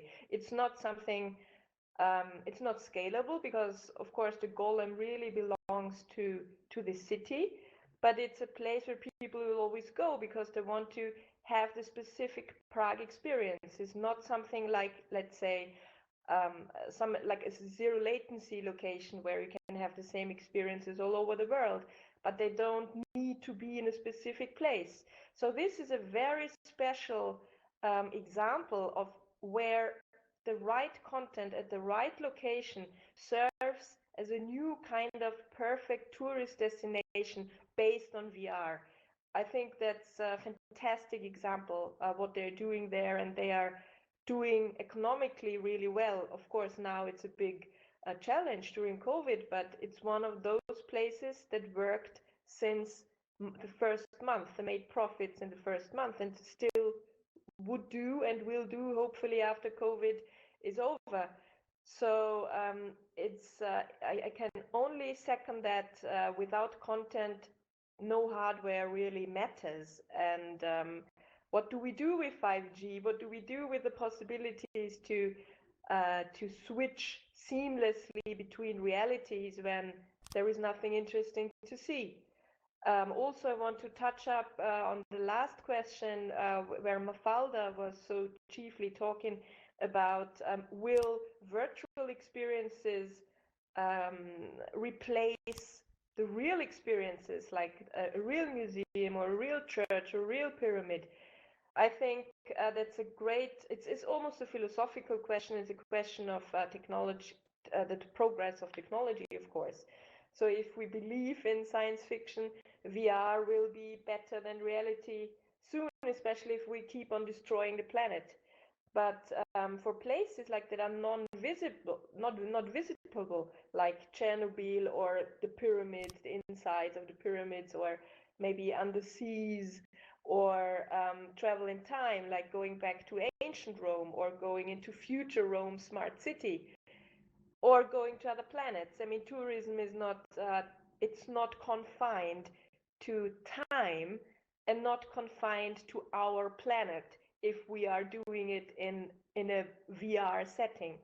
So these are new kinds of travel possibilities we have to think about. There might be travel agencies to take you to places you can only imagine, to the places of fantasy, like a good fantasy movie does. So I'm very looking forward what content creators will come up when it comes to thinking about tourism as well. Dreamscape is also doing a great job with their alien zoo, where it's basically like a tour through like a zoo but with alien creatures. So there are so many new possibilities, and I think they will not ever erase the importance of the real place. It's like with art. When you see a picture of the Mona Lisa, is it the same as you see the real Mona Lisa in the Louvre? you will still want to go there. Or it's the same with a live concert. You want to see your rock stars, your fans since, I don't know, 10 years live. It's not enough to listen to them on a record or to watch a video or even be with them in a 360 environment, maybe not even a VR environment. So there's still this feeling of authenticity, of the moment. You cannot repeat that. This is only once in a lifetime in the cosmos you will stand in front of your hero or in front of this image, this painting, or be inside the pyramid. However, there are experiences that are not possible in our biological world or physical world. And these are very, very big chances for a completely new strand of tourism. Yeah, that already is Yeah, totally agree. right now. We already have it, but more than that, I think that one trend that we're seeing is also that these two realities, so virtual reality and the augmented one, also approaching the physical reality, and kind of as Gregory was saying, kind of well, mixing it all up in a gamified version of reality, which kind of sets the tone for what's coming. I don't know, Frengiz, what do you think about these possibilities, and how do you think that these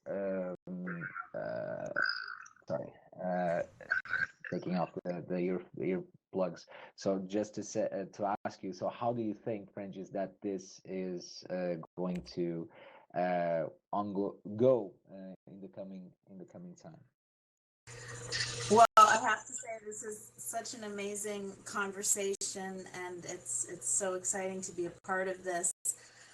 I wanted to touch on because Barbara and Mafalda and the others have been digging into it. I wanted to touch on this possible model of virtual citizenship and kind of play around with that. The idea is that if we're going to have a major shift to remote work after COVID, if that comes to be, what are the thoughts about a virtual citizenship model? Meaning that, you know, I'm not tethered to one city anymore. I can physically travel and enjoy living, you know, and working remotely. But when I leave London, I might like to keep my virtual home in London when I go to my next country or city, but I might miss some of the shopping or a cultural event, that kind of thing. And so that kind of, like what you were saying, Louis, we can mix it up, have like a hybrid of, you know, VR, AR, and real life travel with a virtual citizenship model. Yeah. And it all boils down to, well, what's being human and who we are, who we want to be after COVID-19 is gone. Well, it won't be definitely gone. Probably will be around. We'll just be more, I guess, professional handling things. So thank you very much, Mafalda, Barbara, Frengiz, Tracy.